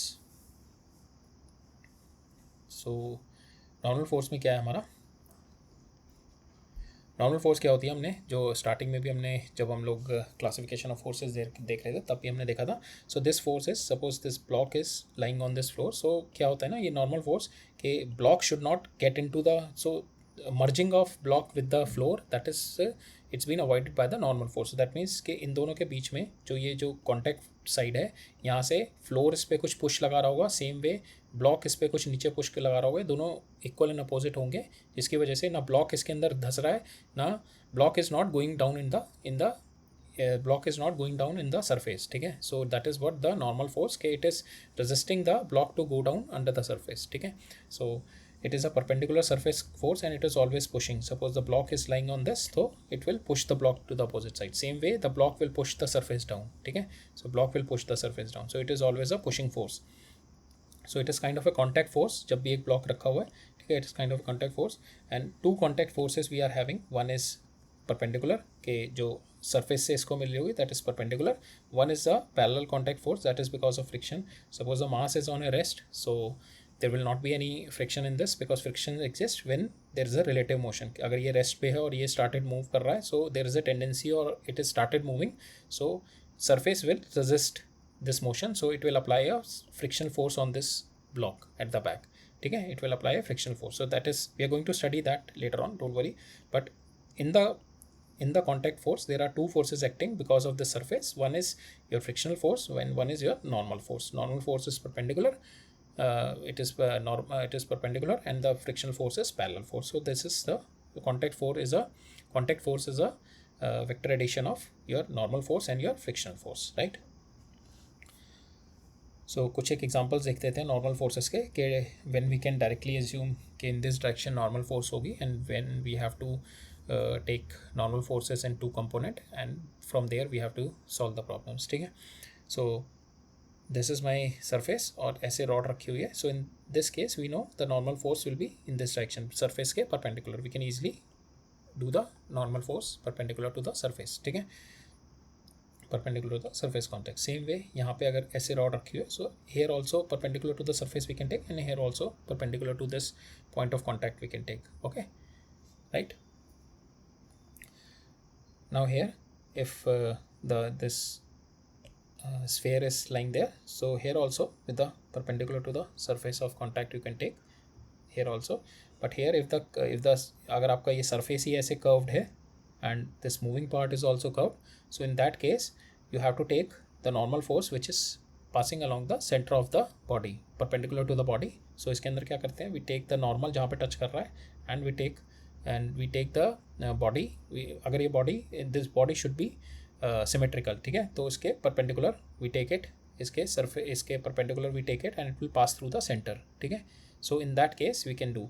But there are cases के when the body, suppose it is like this and the body is like this, it is not a symmetrical body. So in that case you cannot take a normal to this and do a the normal will not pass through the center because center will be somewhere else and the normal will not pass through the center. ठीक है, इस point of contact से. In that cases we consider x and y direction में normal consider करते हैं, we solve it separately कि x direction में मेरा नॉर्मल ये है, y डायरेक्शन में मेरा नॉर्मल ये है, and we solve it separately. We don't know the actual direction force of normal, so we take it in two dimension and we solve it as x direction and y direction. when you have no defined suppose the surface is also curved and इसका जो है you cannot define if it and the line will not pass through the center. ठीक है, then in those cases you have to define it separately, ny and nx, and you don't have a particular direction. एक ये case होता है जिसमें surface curved है but you also have the symmetrical body. ठीक है, and if you इस symmetrical body जहाँ पे touch कर रहा है, if you draw a parallel to that और उसके perpendicular if you do, it will pass through the center. अगर वो center से pass कर रहा है then we can say कि okay this is the direction of your normal force. ठीक है, then we can say it is the direction of your normal force but it has to pass through the center. ठीक है, इसके center से pass on करना चाहिए. Okay, it will be applicable in this spherical bodies only. But if the body is not spherical, is symmetrical, then we have to take nx and ny separately and we don't know the direction, and separately we have to solve nx and ny. in most of the cases if surface पे अगर हमारा proper attachment है, यहाँ पे भी हमें दिख रहा है surface से है, so in those cases we can directly apply it perpendicular to the surface. ठीक है, अगर कहीं पे नहीं दिख रहा हमारा surface से perpendicular है, यहाँ पे फिर भी हमारे को लग रहा है, तो यहाँ पे क्योंकि curved surface है but the body is symmetrical, so we can apply this tangent and perpendicular thing. So we can say it is passing through the center, normal will be there, so normal it's in this direction. But there are cases where you cannot know कि normal की क्या direction है. In that cases you will take nx and ny separately. ठीक है, so एक आध FPD देख लेते हैं इसके normal के. So mg है ये और ये surface है, so ये mass है and it has been put on a surface. So let's see कि we do an FPD means body को पहले मैंने अलग किया, body पे क्या क्या forces लग रही हैं because of this surface it is giving its normal this direction, और इस पर एम जी इधर लग रहा है. ठीक है, और सरफेस पे क्या लग रहा है because of block it is giving m जी. ठीक है, इट ऑलवेज को एग्जिस्ट ना. सो नॉर्मल ये जो है because of block it is going on a surface. ठीक है, सेम वे अगर मेरे पास दो ब्लॉक्स हैं, ऊपर वाला जो ब्लॉक है, दोनों ब्लॉक को पहले हम सेपरेट करेंगे FPD बनाने के. तीनों चीज़ें हमने सेपरेट कर दी. ऊपर वाले ब्लॉक पे एम जी नीचे लग रहा है और नीचे वाले ब्लॉक की वजह से ऊपर नॉर्मल रिएक्शन आ रहा होगा इस पर. सेम वे नीचे वाला ब्लॉक है, नीचे वाले ब्लॉक पे पहले ऊपर वाले की वजह से जो नॉर्मल आ रहा होगा वो हो गया, इक्वल एंड अपोजिट फोर्सेस हो गई है. ठीक है, तो नॉर्मल ऊपर वाले की वजह से आ रहा है. ठीक है, फिर एक ग्राउंड से इसको नॉर्मल मिल रहा है, सेम ये ग्राउंड को भी नॉर्मल दे रहा होगा. ठीक है, इक्वल एंड अपोजिट, और इस पर एक एम जी लग रहा है. ठीक है, इस पर एक एम जी लग रहा है. So this is what the FPD for this. Then will see the FPD of this incline plane. इसके अंदर क्या होगा, वी नो एम जी हो गया, और एम जी के मैंने कंपोनेंट्स कर लिए along the direction of incline and perpendicular to incline. ये हो गया m g sine theta and this is m g cos theta. और यहाँ पे जो नॉर्मल आएगा, आई नो सरफेस के perpendicular, we just have the this as a normal. ठीक है, इन दिस केस इस केस में क्या होगा, मेरा फोर्स इधर लग रहा है. ठीक है, एंड वी कैन टेक कि यहाँ पे फोर्स आ गया, और ये जो ब्लॉक 1 है, ब्लॉक 2 पे N1 इधर लगा रहा होगा, जिसकी वजह से ब्लॉक 1 पे N1 इधर लगा रहा होगा, और एक नीचे से इसको from the ground also it is getting a normal. ठीक है, इट्स गेटिंग अ नॉर्मल. सो इस पर टोटल फोर्सेज हो गई. M1 को मैंने रखे, M1 पे टोटल फोर्स क्या हो गई, एक F इधर से, एक M2 की वजह से जो नॉर्मल लग रहा होगा, एक ग्राउंड की वजह से जो नॉर्मल लग रहा होगा नीचे से, प्लस इसका खुद का वेट. ठीक है, तो ये 4 फोर्सेस आ गई. तो सेम ये जो नॉर्मल ग्राउंड से लग रहा होगा, ये ग्राउंड पे भी नॉर्मल सेम लगा रहा होगा. ठीक है, और नेक्स्ट इज के अगर M2 देखो तो M2 पे M1 पहले जो नॉर्मल लग रहा था, ये वाला को एग्जिस्ट करेंगे, को पेयर, ये N1 हो गया. सेम वे ग्राउंड से जो इसको, जो ये ग्राउंड से इसको N2 लग रहा है, सेम ये ग्राउंड को N2 लगा रहा है, और इसका N2G. So M2G. So this is the FPD of normal force. Right, so next will move on to the tension. So tension में क्या है हमारा, and let's study. So tension is the intermolecular forces between the atoms of the string. So string is again we have studied earlier also कि जितनी भी contact forces है, it is all the macroscopic manifestation of our electromagnetic waves.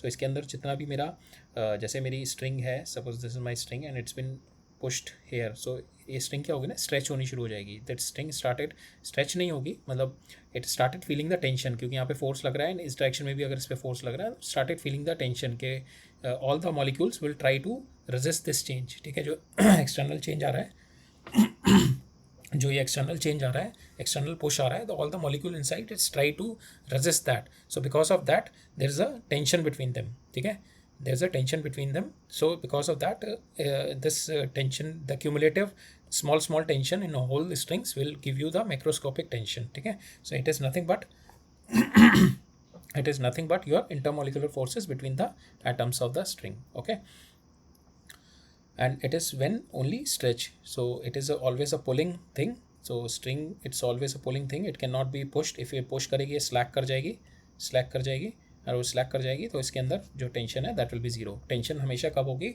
जब मैं push करूँगा, जो उसके अंदर के जितने भी एटम्स एंड मॉलिक्यूल्स हैं, that feels like they have been stretched, और वो वापस अपने आप को अट्रैक्ट करने की कोशिश करेंगे. So in that case the tension will be there. ठीक है, सो टेंशन के कुछ एक थिंग है, that tension is always away from the point of contact और the tied end. So suppose ये है यहाँ पे, this is the tied end, और ये यहाँ से पुश कर रहा है, this is the tied and.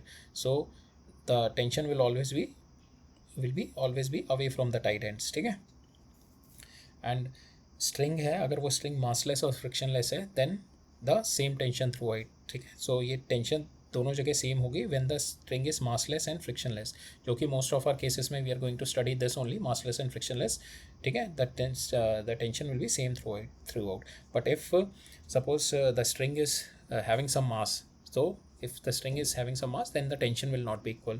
So why it is the case? Suppose if the string is not having the same, if the string is having some mass, so then string mass will also be there. So now if you see case point pe, this f is equal to your this f will be equal to your this one, this पूरा मास ये है, suppose ये पूरा system अगर ए से move इधर कर रहा है, so this force is nothing but your this mass plus this mass, ठीक है, दोनों का mass m plus M into a, and force is nothing but equal to your the tension at this point, ठीक है, nearby this, तो force is nothing but the tension at this point, T2 आ गया ये आपका, ठीक है।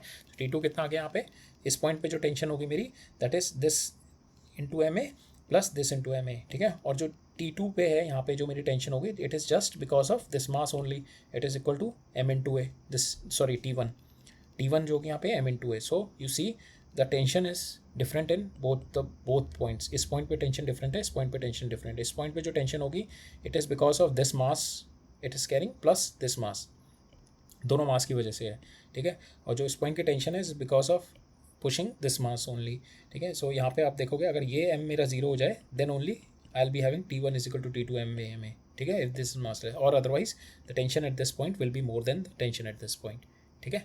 Same way if you see in the, if it's been vertically hanged, so यहाँ पे जो टेंशन होगी, it is just going to equal to this mass only m1g pushing this mass, और यहाँ पे जो टेंशन होगी, इट इज़ नथिंग बट कि जो इसका पूरा मास होगा प्लस इसका मास होगा, तो mass of the string plus this is equal to T2, so T2 is equal to T1 plus mass of string into g. अगर ये जीरो हो जाती है mass of the string, then I can say T2 is equal to T1, नहीं तो tension will varies, okay.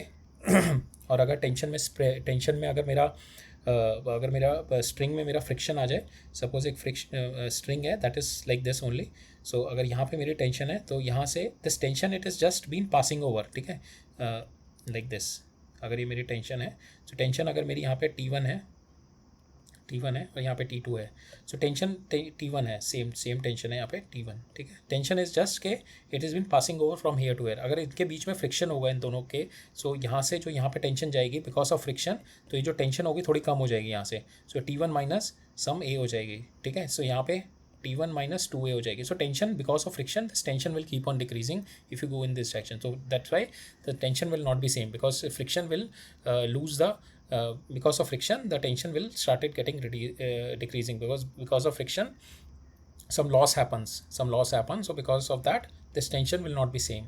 So same way, if the friction is there in your while you study the pulley diagram, so if there is a friction in the pulley, there also the tension will not be same. अगर friction यहाँ पे पुली में है, अगर अब पुली system पहले तो देखते हैं, अगर हमारा फ्रिक्शन अगर फ्रिक्शन मेरे इसमें है स्ट्रिंग में है, then also because of this moment there will be a friction here, so T1 यहाँ पे जो फ्रिक्शन T1 होगा माइनस बिकॉज ऑफ फ्रिक्शन, यहाँ के फ्रिक्शन की वजह से T2 विल बी डिफरेंट, ठीक है। T1 यहाँ पे डिफरेंट हो जाएगा बिकॉज ऑफ फ्रिक्शन, यहाँ पे जो टेंशन होगी that will be a different tension because friction will reduce this one, ठीक है। सो यहाँ पे T1 minus friction is equal to T2 ऐसे होगा, ठीक है। So there will be a difference यहाँ पे अगर है। और दूसरा, अगर ये मासलेस है, ठीक है, अगर मास है तब तो ये हो जाएगा, फ्रिक्शन का इफेक्ट आएगा, अगर ये मासलेस है तब फ्रिक्शन का इफेक्ट नहीं आएगा, then T1 is equal to T2 होगा। यहाँ पे जो टेंशन होगी it will be equal to, जो यहाँ पे टेंशन होगी T1 is equal to T1 होगी, अगर ये मासलेस है मेरी स्ट्रिंग, क्योंकि because of mass only friction क्या होती है मेरी म्यू इंटू mg, ठीक है। अगर ये मास ही जीरो है तो फ्रिक्शन भी जीरो हो जाएगी, ठीक है। अगर फ्रिक्शन भी है उसमें सरफेस में, अगर यहाँ पे पुली में मैं कहूँ फ्रिक्शन है but my string is massless, ठीक है, my string is massless but there is a friction in pulley, तो इस केस में भी क्या हो जाएगा, बिकॉज स्ट्रिंग इज मासलेस, तो m0 हो जाएगा यहाँ पे, so friction will not be there, friction effect will not be there, so tension will be same, T1 is equal to T2 in both in this case, ठीक है, since T1 is equal to T2। But हमारे case में अगर friction है तो friction will reduce down the tension along the line, because friction you can say it is like a part of chain के particles हो गए ना ये। तो यहाँ पे अगर टी लग रहा है तो ये वाला पार्टिकल कुछ एक फ्रिक्शन, दोनों के बीच में फ्रिक्शन हो गया ना, जैसे ये हो गया सपोज करो यहाँ पे टेंशन लगी, तो यहाँ पे भी अगर नॉर्मल केस में ये भी टेंशन, यहाँ पे भी टेंशन होनी चाहिए, बट क्या होगा बिकॉज ऑफ फ्रिक्शन के ये थोड़ा इस पर नेगेटिव हो जाएगी, थोड़ा इसको पुश करेगा, मतलब लॉस होएगा यहाँ पे बिकॉज ऑफ फ्रिक्शन। तो this tension minus this friction will be equal to this T1, ठीक है। This tension minus friction will be equal to this T, ठीक है। तो फ्रिक्शन हमेशा it will keep on reducing the tension. But अगर हमने एक और केस देखा कि हमारा अगर फ्रिक्शन है पुली में and my string is massless, string massless है, तो फ्रिक्शन का इफेक्ट नहीं आएगा, because friction is nothing but your mu m g. अगर मैक्सिमम काइनेटिक फ्रिक्शन ले रहे हैं, maximum friction it is the formula that we are going to study, और यहाँ पे अगर मास है, मासलेस स्ट्रिंग है, तो ये मास जीरो हो जाएगा, तो friction is equal to zero. Then both the cases में हमारा टेंशन इधर और टेंशन इधर, बोथ केसेस में टेंशन विल बी सेम, ठीक है। और अगर मास है स्ट्रिंग में, then also then to 100% the tension will be varying along the string, ठीक है। और फ्रिक्शन है तो उस केस में अगर पुली के ऊपर से जा रहा है then we will consider there's a then we can consider कि there's a change in the tension, ठीक है। और okay, now we'll move on। Clear है नहीं दिस फ्रिक्शन एंड मास वाला। मास में मोस्ट ऑफ द केसेस हमारा टेंशन सेम रहती है, मासलेस और फ्रिक्शनलेस लेते हैं। अगर मास है तो this is how it is going to go, the tension is going to change. अगर फ्रिक्शन है उसमें, तो फ्रिक्शन में तो एक केस ये जैसे पुली वाले केसेस आते हैं, तो पुली में अगर यहाँ पे फ्रिक्शन है तो this both the cases, normal case में ये दोनों जगह स्ट्रिंग में टेंशन सेम रहती है, T is equal to T, अगर ये फ्रिक्शनलेस है। अगर यहाँ पे फ्रिक्शन है तो अगर स्ट्रिंग में फ्रिक्शन है तो वी कैन से T1 T2 हो जाएगी, ठीक है। अगर पुली में भी फ्रिक्शन है तब भी ये दोनों चेंज हो जाएगी, T1 T2 हो जाएगी, ठीक है। और मैं कहूँ अगर पुली में फ्रिक्शन है, there say pulley is having the friction but string is massless, in that case यहाँ पे जो टेंशन है that will be same, both the places tension will be same, because mass is not going to, because the string का mass zero है, ठीक है। Because of that जो friction का इफेक्ट है that is not going to come, okay.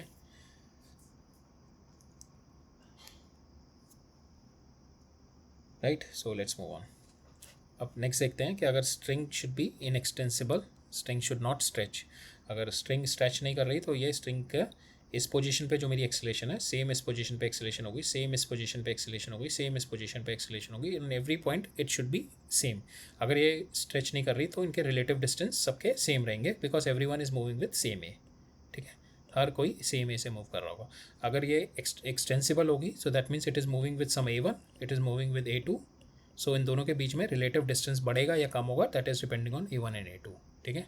So most of the cases in our ideal scenario we consider her string as inextensible, right? In most of our cases we consider strings as inextensible, so दोनों point पे my acceleration will be same, okay? Relative distance इन दोनों के बीच में change नहीं होगा, so my तो string की कोई length मेरी ना छोटी होगी ना बड़ी होगी, ठीक है। So that's why my acceleration will be same in both the cases. So कुछ एक example देख लेते हैं string के। सो ये मास है, सो हमने देखा string will always be away from the point of contact, जो यहाँ से इधर लगेगी, इधर यहाँ से इधर लगेगी। तो मास को हमने आइसोलेट किया तो इधर mg लग रहा होगा और ऊपर इस पर टेंशन लग रही होगी। स्ट्रिंग को अगर मैं अलग करूँ तो स्ट्रिंग पे इक्वल एंड अपोजिट इधर टेंशन, बिकॉज यहाँ पे मास पे इधर लग रही है तो स्ट्रिंग पे इक्वल एंड अपोजिट इधर लगेगी, और ऊपर भी जैसे मैंने इस पॉइंट को अलग किया तो यहाँ पे पॉइंट को नीचे खींच रही होगी स्ट्रिंग, तो टेंशन नीचे लगेगी away from the string, because pull कर रही है। और अगर स्ट्रिंग पोर्शन को देखूँ तो ये टेंशन ऐसे लग रही होगी, ठीक है। सेकेंड केस देखते हैं। अगर ये बॉडी को ऐसे one person is pushing this body and the person is sitting here, so यहाँ पे because of mg of this person and this board it is coming mg, इसकी वजह से नॉर्मल आ रहा होगा ग्राउंड की वजह से इन पे, and now here it is pushing, so हमेशा it is away from this, so tension इधर आ रही होगी, टेंशन इधर आ रही होगी। अगर मैं इसको सेपरेट करके देखूँ तो इस पर जो मेरा FPD बनेगा, ये नॉर्मल इसको ग्राउंड से मिल रहा है एंड दिस इज़ mg, और इस पर टेंशन इधर की साइड आएगी। सेम वे इस पर टेंशन इधर की साइड आएगी, नॉर्मल ग्राउंड से मिल रहा है, and that will be different normal for both of them, और इधर इसका mg होगा, ठीक है। Now we'll case the scenario of pulley and string. Pulley क्या करता है ना, basically it just changes the direction of friction. It just changes the direction of friction.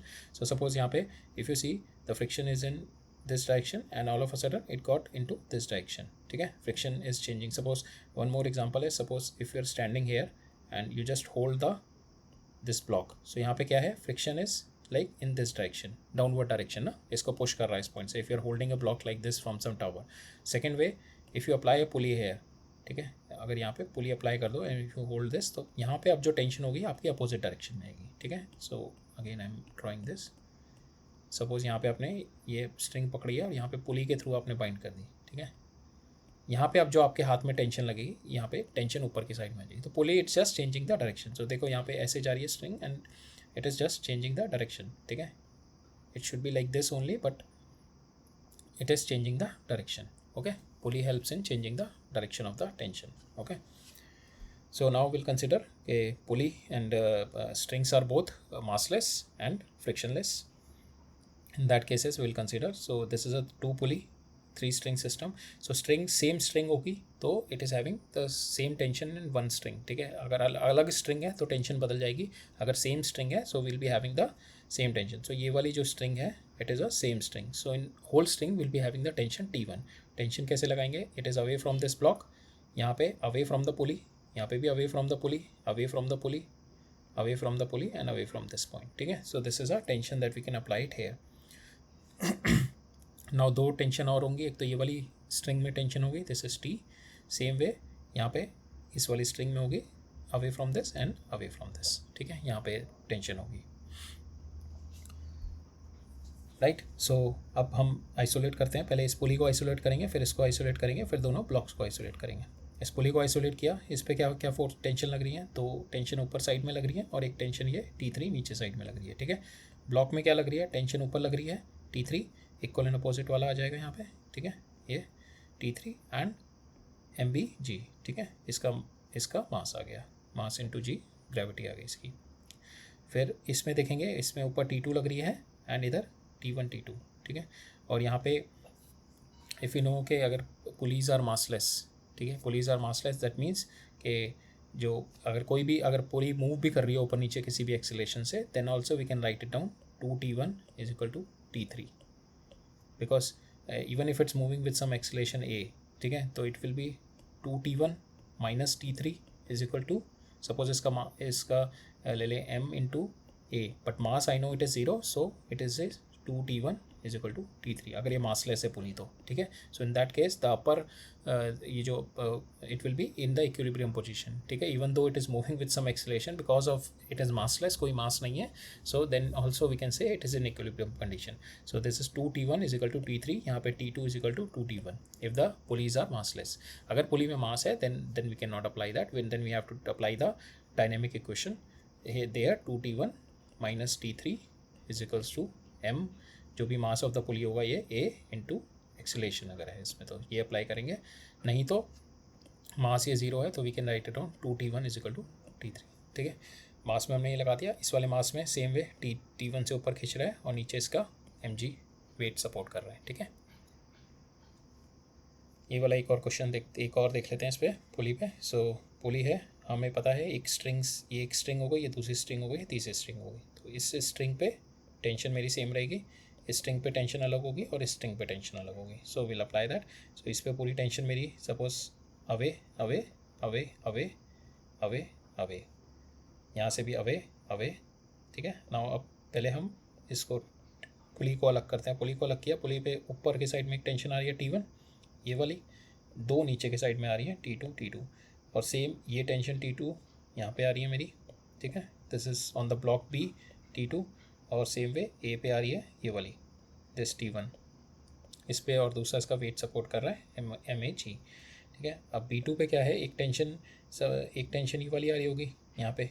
ठीक है, T3, एक टेंशन ये होगी, एक टेंशन ये होगी, और इसका खुद का वेट हो गया MBG. ठीक है, और C पे क्या है कि C is my this tension, ये जो ऊपर के साइड में टेंशन होगी इसकी ये वाली प्लस इसका वेट MG. ठीक है, और B पे क्या है, इसकी टेंशन ये T2, इसकी टेंशन होगी T3 और अपना वेट होगा MBG. ठीक है, ये चीज़ें होंगी. Right, so that's how you do the isolation of the object you want to study, और उसके ऊपर सारी फोर्सेस लगा दो एंड यू अप्लाई कि whether the body is in equilibrium. तो आप दोनों एफ एक्स और एफ वाई की जितने भी फोर्सेस हैं, you just balance them, you just put them equal to zero. Sum of forces along the X direction और sum of forces along the Y direction, you can put it zero and you can solve this. But up to the FPD we have to draw it like this. Okay, so tension is always away from the point of contact, जैसे यहाँ पे हो गया या यहाँ पे हो गया, it is always away. ठीक है, always away, always away. So tension is always a pulling force, always a pulling force. ठीक है, यहाँ पे it is pulling this body and it is pulling it down, it is pulling this pulley down, it is pulling this body, so it is pulling this point down. It's always a pulling force. No push, push होगा तो string slack हो जाएगी, tension zero हो जाएगी। ठीक है, massless frictionless pulley and T constant. ठीक है, अगर मासलेस और फ्रिक्शनलेस पुली है मेरी, ठीक है, अगर कोई मास नहीं है पुली में और फ्रिक्शनलेस है, then also T is constant. अगर फ्रिक्शन आ गया then T will not be constant, then this T will not be this T will not be constant if some mass and friction is there in the pulley. Okay, so next we move on, we'll see friction. So friction हमारा एक major part है as Newton's laws of motion का, जो कि we'll see the interaction between multiple surfaces, we'll see the interaction while moving, we'll see the interaction while driving. So in those cases maybe driving नहीं देखेंगे, driving will be part of rolling motion, driving will be part of rotation motion. So driving नहीं देखेंगे, but walking we'll see the motion of multiple blocks, we'll see the multiple interaction of bodies which are moving. तो ये सारा चीज़ें हमारा friction में हम लोग वहाँ पे in details पढ़ेंगे, we'll do a in detail precise analysis in that thing. But here again we'll just take a brief introduction of friction. So friction between the two surface always opposes the relative motion. So suppose these two this is a surface, this surface is there, इस पे block रखा हुआ है इस surface पे, अगर ये motion नहीं कर रहा ब्लॉक का, अगर रेस्ट पे है तो there will not be any friction. अगर यहाँ पे मैंने फोर्स लगाई, अब ये टेंडेंसी क्या है इस ब्लॉक की, इधर मूव करने की, सो अगर ये टेंडेंसी यहाँ पे, तो फ्रिक्शन मेरा क्या होगा, because of this tendency to move here, the friction will be applying it here on this block. ठीक है, it will always oppose the relative motion. ठीक है, सो नाउ अगर सेम ये ब्लॉक है और ये मैंने एक काट पे डाल दिया, ठीक है, so now if I apply force here and again this cart is also moving, but relatively they both are at rest. Suppose if I apply force, it is moving with 10 it is moving with some acceleration, suppose 5 metre पर second से घूम जा रहा है और इधर भी ये 5 मीटर पर सेकेंड से मूव कर रहे हैं। So there is no relative motion, there is no relative motion in both of them, then I can say there is no friction. If there is only relative motion between this surface, then only, अगर ये दोनों के बीच में change हो जाए, suppose ये 5 हो जाए 4 हो जाए, then there will be a relative motion in both of them, then the friction will come. ठीक है, friction will always come whenever there is a relative motion. ठीक है, अगर मोशन हो रहा है, you cannot say the friction will be there. Suppose again this body is moving in this direction, ठीक है, some velocity, you can say 4 meter per second, and this cart is also moving with 4 meter per second. So if you see this body is moving, so you cannot say at this point there is some friction, because the relative motion of this point is not there. This relative motion is zero between this surface का relative motion this body का और this body का, it is zero. So relative motion कुछ भी नहीं है, so there is no friction will be there. Friction will always come whenever there is a relative motion between two bodies. ठीक है, that is always important, और tendency हो उन दोनों के बीच में मूव करने की. So it is always parallel and tangential. And the friction is because of the microscopic irregularities. जैसे ये है इसके बीच में, यहाँ पे इट इज़ सम माइक्रोस्कोपिक ये होते हैं, क्रस्ट एंड ट्रोज होते हैं, पीक्स एंड वैलीज होती हैं, जिसकी इसमें दोनों में, जिसकी वजह से ये आपस में एक दूसरे में फंसे रहते हैं. ठीक है, ये ब्लॉक का सरफेस, ये आपस में इन दोनों के जो वैलीज और पीक्स हैं वो फंसे रहेंगे, और अगर आप इसको पुश कराने की कोशिश करेंगे तो it will get snap. It will, अभी तो क्लिंग हो रखे हैं बिकॉज आपस में एक दूसरे में जुड़े हुए हैं, अगर आप इसको ऊपर में करेंगे तो it will get snap and then again will fix, then again will get cling. So that is like a microscopic irregularities. Second is electromagnetic interaction. That means जो surface है, इस surface के इसके कुछ molecules होंगे, ठीक है, और object के और इस surface के, so there is an interaction between, there is a attraction between this molecule which resists a motion. ठीक है, इन दोनों के molecules के बीच में. So electromagnetic interactions, molecular interactions, and because of that and the microscopic irregularities, जिसकी वजह से इनके relative motion को oppose करता है, and that is what we call a friction. ठीक है. सो ये स्टेशनरी सरफेस है, इट इज़ नॉट मूविंग. इस पर मास m रखा है. लेट्स सी, इस पर फोर्स लगाई. सो इधर फोर्स लगाई तो इसकी टेंडेंसी क्या है मूव करने की, इधर की डायरेक्शन में टेंडेंसी है. सो नाउ इस पे जो फ्रिक्शन आएगा that will come in this direction, this will be the friction will come in, because जो टेंडेंसी है इधर की डायरेक्शन में है रिलेटिव मोशन का. ठीक है, because this surface is stationary. ठीक है, और इस पर बाकी फोर्सेस क्या आएंगे, सरफेस से नॉर्मल रिएक्शन mg आएगा इस पर. ठीक है, दीज टू फोर्सेस आएंगे. Same way equal and opposite surface पे हमेशा अगर दो बॉडीज़ हैं तो ये बॉडी इस पर अगर ये लगा रही है तो यही सेम बॉडी इस पर भी कुछ फोर्स लगाएगी. सो यहाँ पे पीछे लगा रही है, इस पर आगे लगेगी फ्रिक्शन. सेम वे इस पर अगर नॉर्मल ऊपर लग रही है तो ये इस पर नॉर्मल नीचे लगाएगा, बिकॉज दीज फोर्सेस जो भी हैं these are the internal forces that is always coexist in pairs. अगर इसमें देखें हम कि this block is coming down. ठीक है, so block is coming down. Block पे क्या क्या फोर्सेस लग रही हैं, because it's a rough surface, friction will be there. So block coming down means block का मोशन ये हो रहा है, ये स्टेशनरी है, this is not moving. So relative motion इस डायरेक्शन में होगा, इस डायरेक्शन में मोशन होगा इनका रिलेटिव, तो friction will be coming in backward direction. Block will be moving down, friction will be there on the back of side. यहाँ पे mg नॉर्मल mg ये होगा, इस डायरेक्शन में mg cos थीटा आ जाएगा, इस डायरेक्शन में mg sin थीटा आएगा along the plane, inclined plane, right?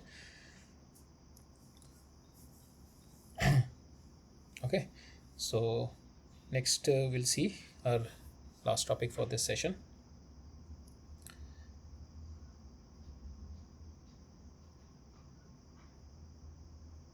So अब हम पढ़ते हैं इक्विलिब्रियम ऑफ अ पार्टिकल. ठीक है, इक्विलिब्रियम ऑफ अ पार्टिकल. ठीक है, so there is a difference between the equilibrium of a particle and the equilibrium of a rigid body.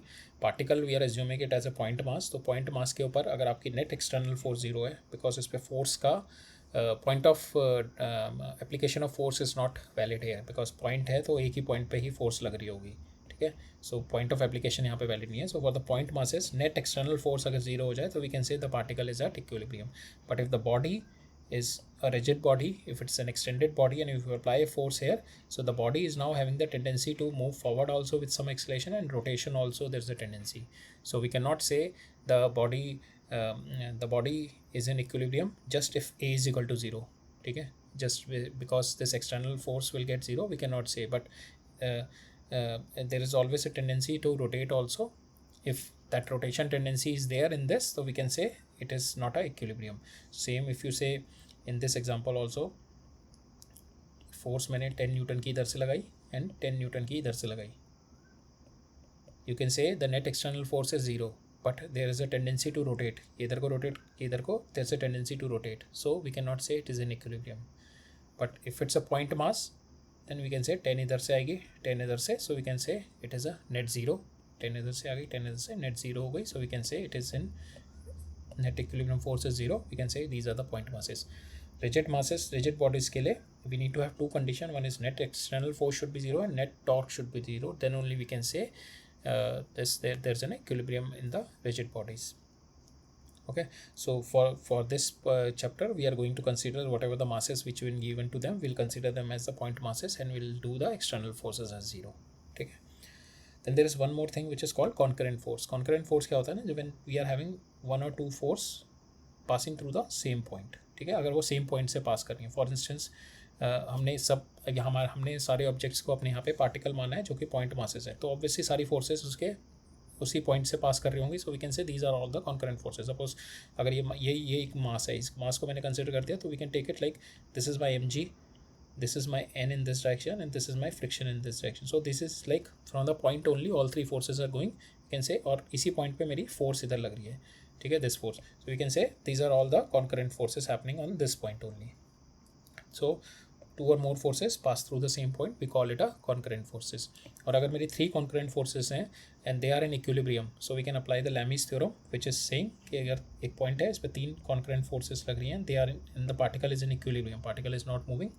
ठीक है, then we can say P divided by इसके सामने वाला angle sine alpha is equal to Q divide by इसके वाला सामने वाला angle sine beta is equal to R, इसके सामने वाला angle gamma sine gamma. So if the three concurrent forces are applying on a particle and the particle is in equilibrium, we can apply the Lami's theorem which says कि उसके the force उसके सामने वाला angle second force उसके सामने वाला angle, and third force और उसके सामने वाला angle, right.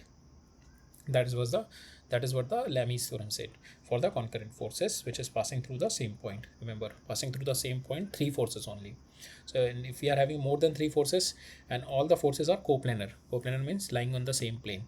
Okay, in that we have to resolve the forces in a in the mutually perpendicular direction. You can take any, you can take as your this direction. If it's an inclined plane, you can take this as a direction xy, so it is on you, but you have to take the right hand coordinate system only, but it is on you how you are going to take the directions, two mutually perpendicular direction. And if it's an equilibrium, so we'll do suppose we take these two direction and these are the forces, these four forces are there, we resolve them into x and y. इसको भी x और y में resolve करेंगे, इस force को भी x और y में, और इस force को भी x और y में resolve करेंगे, and then we'll do fx का net, जो x डायरेक्शन में जितनी भी मेरी force होंगी उसका net, y डायरेक्शन में जितनी भी मेरी force होंगी उसका net, we'll put it 0 and I'll get the answer. अगर तीन more than three concurrent forces हैं and they are non coplanar, then we have to resolve it into three perpendicular axes, and then we have to resolve. Suppose इस point पे forces, this is in a non coplanar way, so we have to resolve it in x y z and then we have to solve the problem, right?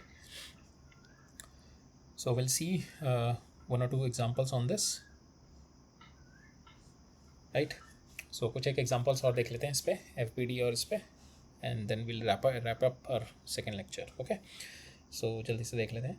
So यहाँ पे मेरे को दे रखा है एक block है, इसको ऊपर F से खींचा जा रहा है 10 से, नीचे ये स्ट्रिंग से बंधा हुआ है सरफेस से, ठीक है. तो मेरे को ये टेंशन इसमें और इसमें बतानी है, दोनों में कितनी टेंशन है, ठीक है. सो हम लोग FPD लगाएंगे और उसको सॉल्व करेंगे FY डायरेक्शन, और this particle we say it's in equilibrium. तो नाउ इस पे लगाएंगे, इस पे away from the there are two strings, एक तो ये स्ट्रिंग हो गई, एक ये स्ट्रिंग हो गई, दो स्ट्रिंग हो गई, दो टेंशन हो गई, ठीक है. दोनों में टेंशन अलग हो गई, और इसमें अवे फ्रॉम दिस हो गई, ठीक है. तो यहाँ पे ऊपर वाले में अगर मैं ब्लॉक को सेपरेट कर लिया, ब्लॉक में क्या हो गई, ऊपर टेंशन आ गई और एक नीचे टेंशन आ गई और एक इसका mg हो गया, ठीक है. तो यहाँ से मेरी इक्वेशन बन गई T1 is equal to T2 plus mg. Now मेरी नेक्स्ट इक्वेशन क्या होगी, इस पॉइंट पे अगर मैं देखूँ तो ऊपर F लग रहा है और नीचे इस पे ये पॉइंट पे ऊपर F लग रहा होगा और इस पे अवे इस पॉइंट पे T1 नीचे लग रहा होगा. तो यहाँ पे मेरी इक्वेशन आ गई F is equal to T1. Second equation F is equal to T1 is equal to 10, ठीक है. नाउ अप्लाई द, यहाँ पे T1 की जगह मैंने 10 डाला, 10 T2, और mg की जगह m is been given 1 kg, यहाँ पे 10, तो T2 comes out to be 0. So इसमें यहाँ पे it is 0 force. Okay, so it's been asked कि T2 कितनी है, T2 इज 0 है. इसमें हमारे को एक स्फेयर दे रखा है and we have been asked sphere is an equilibrium, so we have to solve for n. We have to find out the value of n in this. इसमें भी हम लोग क्या करेंगे, equilibrium पे है, will all the forces are coplanar, so what we'll have to do, we'll have to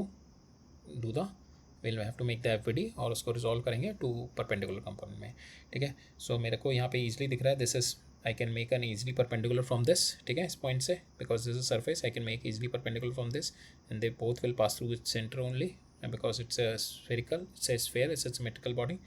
So यहाँ से this is my इससे यहाँ से जो इस body से, जो इस plank से इसको push मिल रहा होगा that is n1, इस body से इसको push मिल रहा होगा that is n2, ठीक है. और यहाँ से इस पे जो center से आ रहा होगा that is mg, ठीक है. तो इस अब हम we isolate this sphere, sphere पे फोर्सेस लगाते हैं. यहाँ से जो n1 आ रहा है इस वाले इंक्लाइन से, ये n2 आ रहा है इस वाले इंक्लाइन से, ठीक है, और ये mg आ रहा है मेरा यहाँ पे.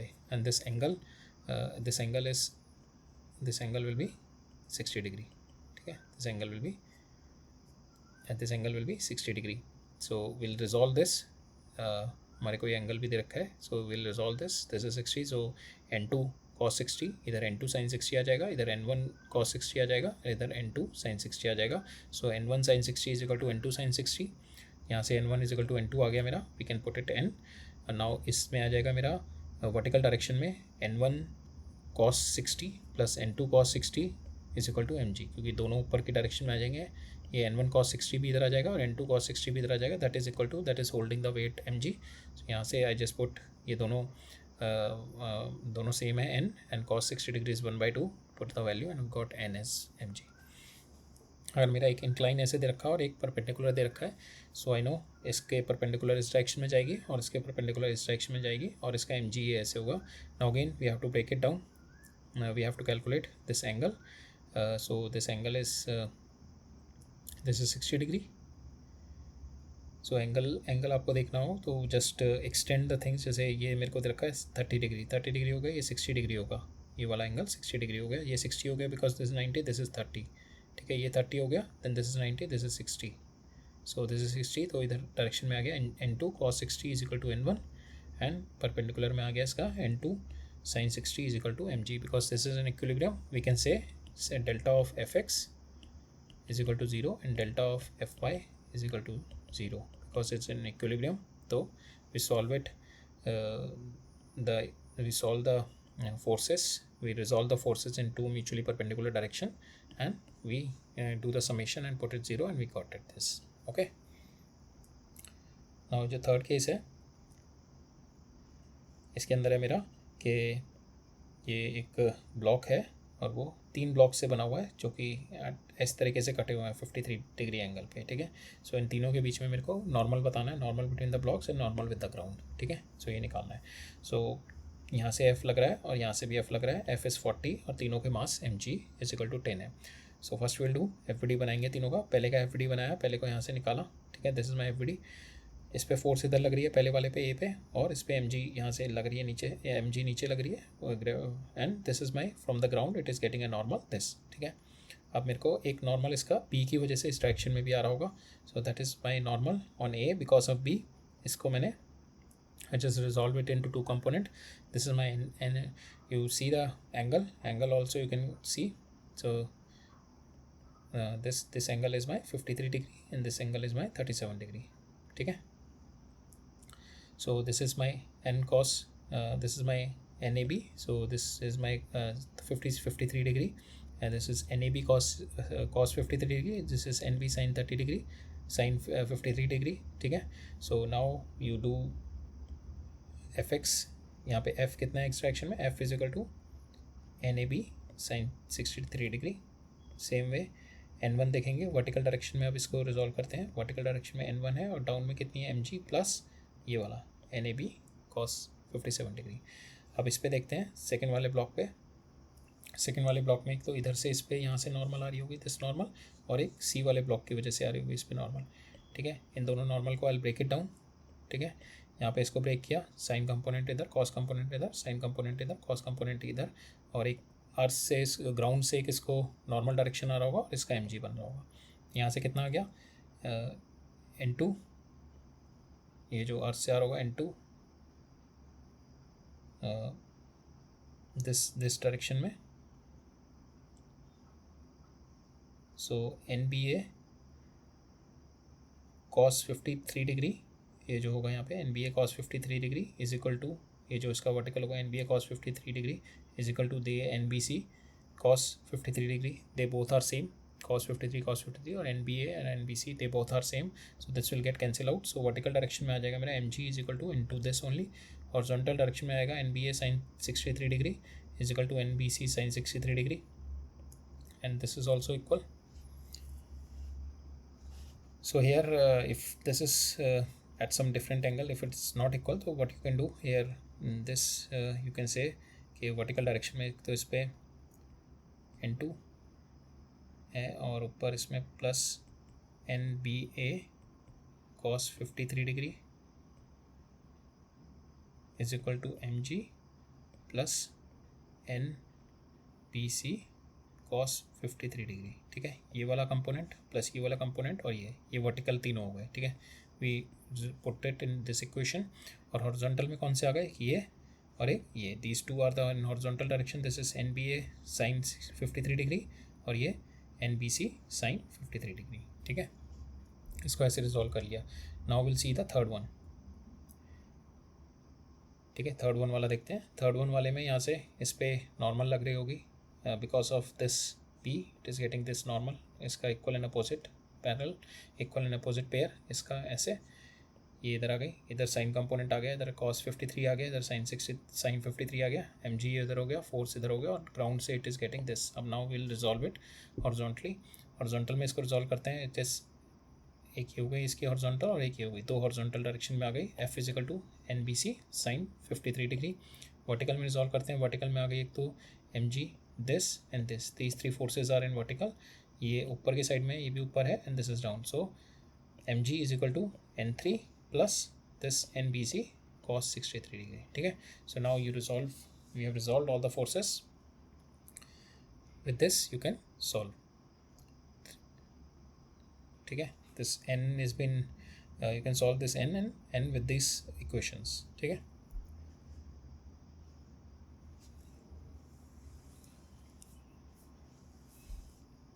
सो नेक्स्ट क्वेश्चन देखते हैं। नेक्स्ट क्वेश्चन में है कि एक ये ट्रॉली है, ये यहाँ से पुली के ऊपर से यहाँ से कनेक्टेड है और यहाँ से होल से अंदर जा रही है, जिसको एक मैन ने होल्ड किया हुआ है and it is standing on this trolley and यहाँ पे इसको होल्ड किया हुआ है। ठीक है, now we have to find out the normal reaction, यहाँ से इसको कितना नॉर्मल रिएक्शन मिल रहा है। ठीक है, that is what we have to find it out.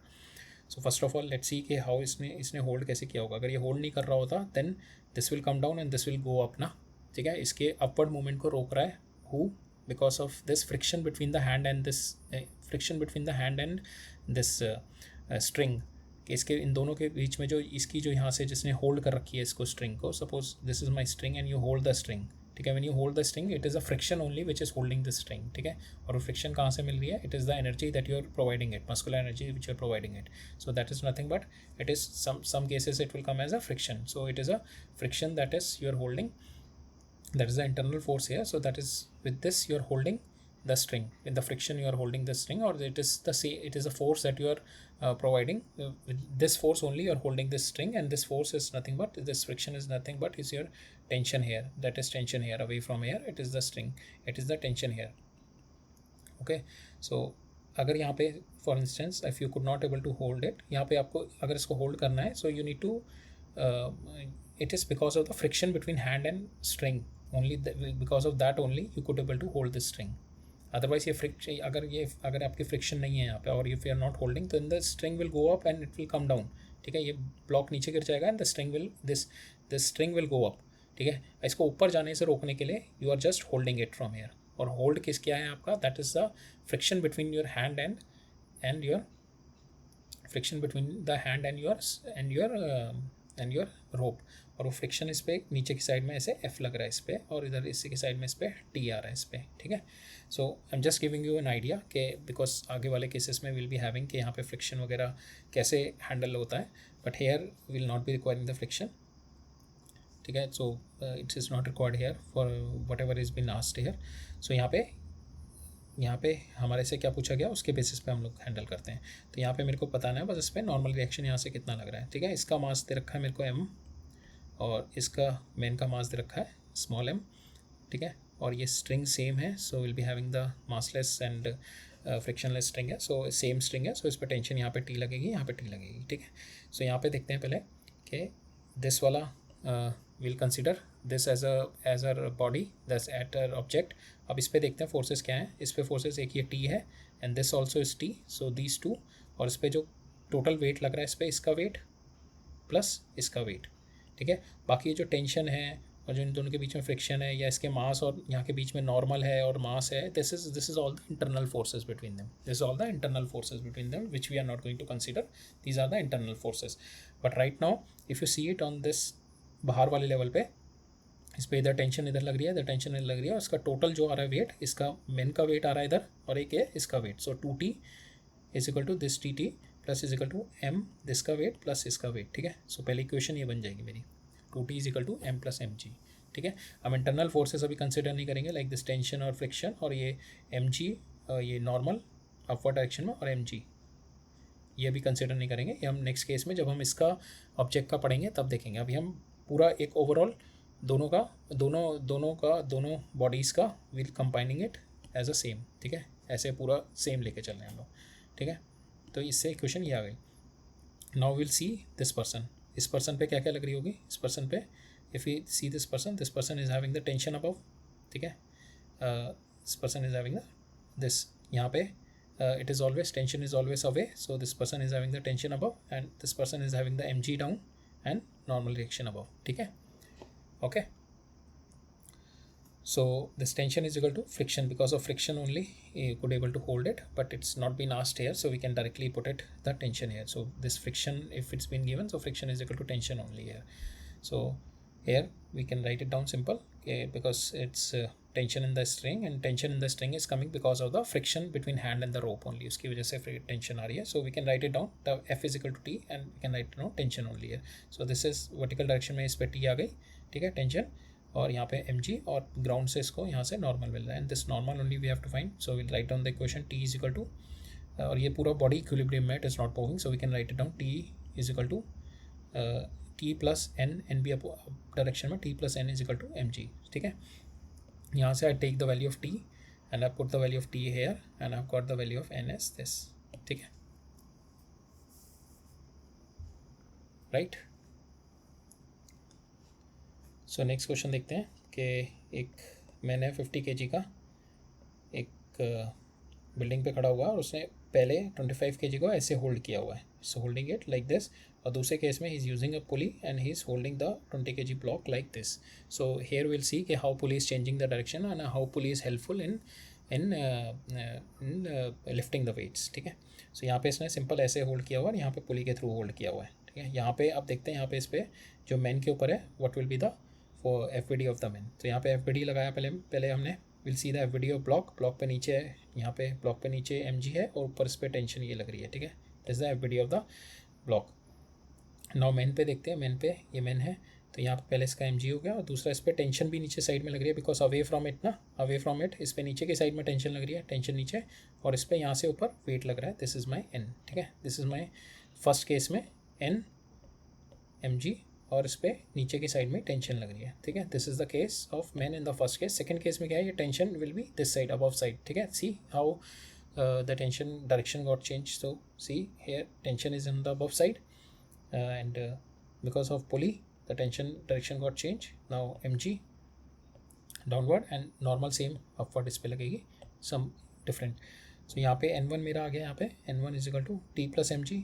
T मेरे को दे रखा है, this T we can calculate from here. T is equal to this 25 into 10, 250 Newton, and here mg is equal to 50, मास दे रखा 50 into g 750. तो ये वाला जो n1 आएगा यहाँ पे, इस वाले केस में it is this one 750 newton. इस केस में क्या आएगा, इस केस में n2 plus T is equal to mg. यहाँ से जो मेरा n2 आएगा दैट इज़ 500, इसका जो होगा 500 माइनस 250 न्यूटन. सो इस केस में माई N2 is coming for 250. इस केस में my N2 normal reaction from the ground is coming this one. Okay. So इस केस में normal reaction from the ground is quite high. इस केस में it is less, 250 only. Okay. So next question देखते हैं. इस case में इससे इसका मास पूछा हुआ है. अगर ये ऐसे इंक्लाइन पे खड़ा हुआ है तो we can easily solve it. इसका अगर यहाँ पे विंग स्केल है, तो विंग स्केल में it is getting the normal value, ठीक है. Normal value it is what m into g. जो इसकी जो नॉर्मल वैल्यू आ रही होगी यहाँ पे, दिस नॉर्मल आ रही होगी, it is coming in the normal wing scale. तो यहाँ पे नॉर्मल कितना आ रहा होगा इसका, सपोज इसका कंपोनेंट mg इधर है, mg साइन थीटा इधर है, mg कॉस थीटा. तो ये नॉर्मल जो आ रहा होगा इसका n is equal to mg cos theta आ रहा है, इसका नॉर्मल रिएक्शन, ठीक है. और अगर मेरे को मास चाहिए इसका, तो mass will be, if I divided this normal by g, n by g, I'll get the mass, it is m cos theta. So this is the mass in this case if the person is standing on a inclined plane.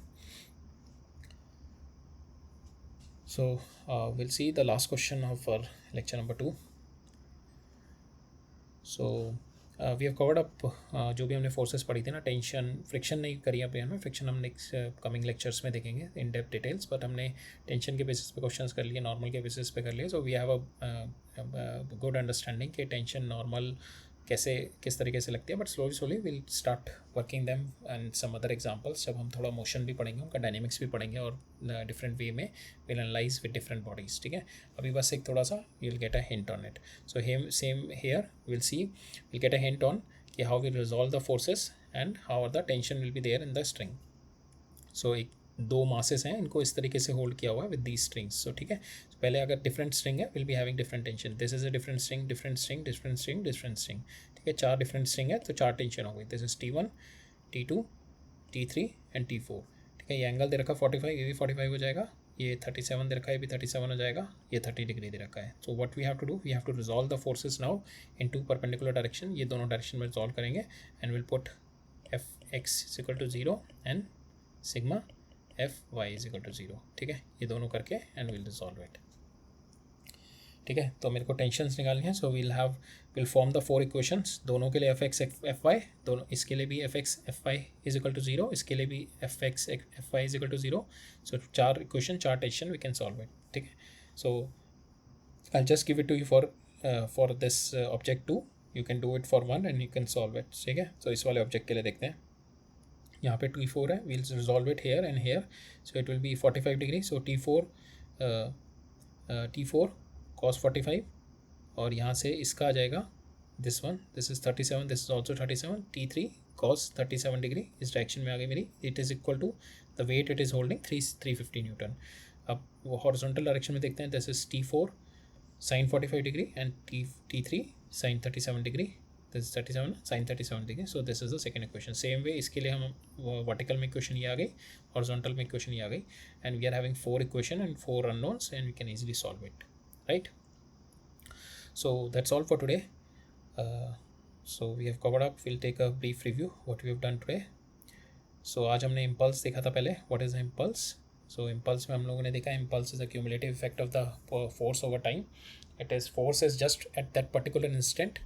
और but impulse होता है कि suppose that force has been applying for 10 second. So force into 10 second जितने second के लिए apply करिए वो पूरा क्यूमुलेटिव इफेक्ट कितना आएगा वो बॉडी पे, that is what we are going to study from the impulse. ठीक है, फिर हमने एक बहुत इंपॉर्टेंट इक्वेशन देखी, impulse momentum equation. We have seen it how the initial momentum is there and all of a sudden you provide a jerk and final momentum how it will be there. So and we have seen J, the impulse is the area under the FT curve and the direction is same as the change in the momentum. So जिस direction में change in momentum होगा उस direction में we'll get the value of J. But देखने से नहीं पता लगेगा, देखने से कभी कभार लगेगा कि this is the direction, but better to solve it numerically, then only will get the better understanding. Some cases में आपको आइडिया लग जाएगा J की डायरेक्शन ये है अगर सिंपल हॉरिजॉन्टल वर्टिकल इम्पल्स लग रहा होगा, बट सम केसेस में you have to find out numerically what is the direction of J, but it is in the direction of change in momentum. ठीक है, हमने कुछ क्वेश्चंस करे फिर उस पर मोमेंटम पे, इम्पल्स मोमेंटम इक्वेशन पे. Then we have seen the Newton's third law. First and second law में हमने देखा जिस ऑब्जेक्ट पे लग रहा है उसका क्वालिटेटिव एनालिसिस फर्स्ट लॉ देता है, सेकंड ऑब्जेक्ट उसका क्वांटिटेटिव एनालिसिस दे देता है वो किस तरीके से मूव कर रहा है ऑब्जेक्ट. तीसरा जो लॉ होता है वो उस ऑब्जेक्ट को नहीं बल्कि दूसरे ऑब्जेक्ट के बारे में, दूसरे ऑब्जेक्ट के बारे में बता रहा है जो इंटरेक्ट कर रहा है, तो उस पर क्या होगा when one body is pushing another body. ठीक है, so that is was the third one and it says कि अगर जो एक बॉडी है वो दूसरी बॉडी को अगर F4 से पुश कर रही है तो सेम पुश उस पर दूसरी बॉडी की तरफ से आएगा. ठीक है, सेम पुश उस पर दूसरी बॉडी की तरफ से आएगा. So that is act simultaneously. जैसे ये इस पर इधर पुश करेगा सो सेम ब्लॉक भी इस पर्सन को इधर पुश करेगा. That is act simultaneously, acts on a different bodies because F here आएगा और इस पर F आएगा. So this is F on this body and this F is on this body. So both are on the different body and these are equal in opposite and they always exist in को pair and exist together. We have seen कि walking, swimming and driving is because of our reactionary forces. Because of Newton's third law, we have seen action, reaction, and all three are because of our reactionary forces, and that is depending on friction. And we have seen how more the friction will be there, more our action will be there, and more push we can get it from the ground. We have seen the free body diagram is to visualize the object in an isolated manner, see what all forces are working on it, are putting on it, and then from there we can see whether the object is in equilibrium, then we can put all the forces as zero, or if the object is moving then we'll apply the Newton's second law. ठीक है, then we have gone deep into, we have studied the weight क्या है, that is how the earth is pushing the body, it is always towards the center. Then we have seen the normal force क्या है कि दो surface में कि दोनों surface एक दूसरे के अंदर मर्ज ना कर जाएं. सो to avoid that there is a pushing force which is coming from one normal surface to another और दोनों आपस में पुश करते हैं. then we have seen कि normally जो normal force होती है it is perpendicular to the surface, but अगर surface अगर smooth इस surface से नहीं पता लग रहा उसका normal, suppose in this case if the surface is curved, then in that case if my body is spherical, then obviously we take a tangent to that, and we draw a perpendicular, and it will go through the surface, it will go through the center of the center of my body, and it will be perpendicular to the perpendicular to the body, perpendicular to the body, and it will go to the center of the body. ठीक है. और अगर सम cases में अगर हमारे को normal reaction की direction नहीं पता लगती है, then we'll take it nx and ny and solve it separately. We have seen then the how the normal forces directions are there in some examples. Then we have seen the tension. Tension is the intermolecular force, and we have seen tension is always directed away from the point. We have seen if the tension is, most of the cases tension is same throughout. It is just the passing over of this force up to this point. Tension is just utilized as like कि यहाँ पे आपने force लगाई और ये force यहाँ से यहाँ पे आपको खींच रही है, if the tension is same. ठीक है. So it is just a pass on the force from this point two this point. So if it can only be there if the string is massless and frictionless, which is the ideal case, then the T is same throughout. If the string is having the mass, then the tension will be different. Then we have seen how it will be different. If the tension is having the friction, then we know the tension will be different. Then we have seen if the pulley is having the friction but the tension, if the string is massless, then in that case the tension will be same. So this we have seen, but most of our cases our problem will be on the basis of massless and frictionless strings. Then we have seen what is an inextensible string, where all the particles are moving with the same acceleration, and their relative difference will always be the same. We have seen some questions on the tension. Then we have seen a friction. We have seen the friction is always opposing the tendency or opposing the relative motion. We've seen, then we have done some question on the equilibrium. We've seen the equilibrium of particle in the point masses and the rigid bodies. In the rigid bodies, what is the condition of equilibrium, and in the point masses, what is the condition of equilibrium. We've seen what is the concurrent forces, what are the coplanar forces and concurrent forces, and then on that we have done certain questions on this equilibrium of a body. Equilibrium of the particle means case ki we resolve the forces into mutually perpendicular direction, and in that we put the summation of forces fx is equal to 0 and fy is equal to 0. With that we have solved the some of the unknowns which has been asked. Okay, so that's all we have studied today, right? So this is all for today's lecture. Next lecture में हम लोग मिलेंगे. We'll see some more further topics in Newton's laws of motion में देखते हैं, and we'll see now.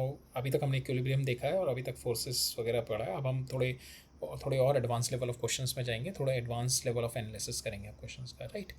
So this is all for today. Will meet up in the next lecture. So alright, thank you.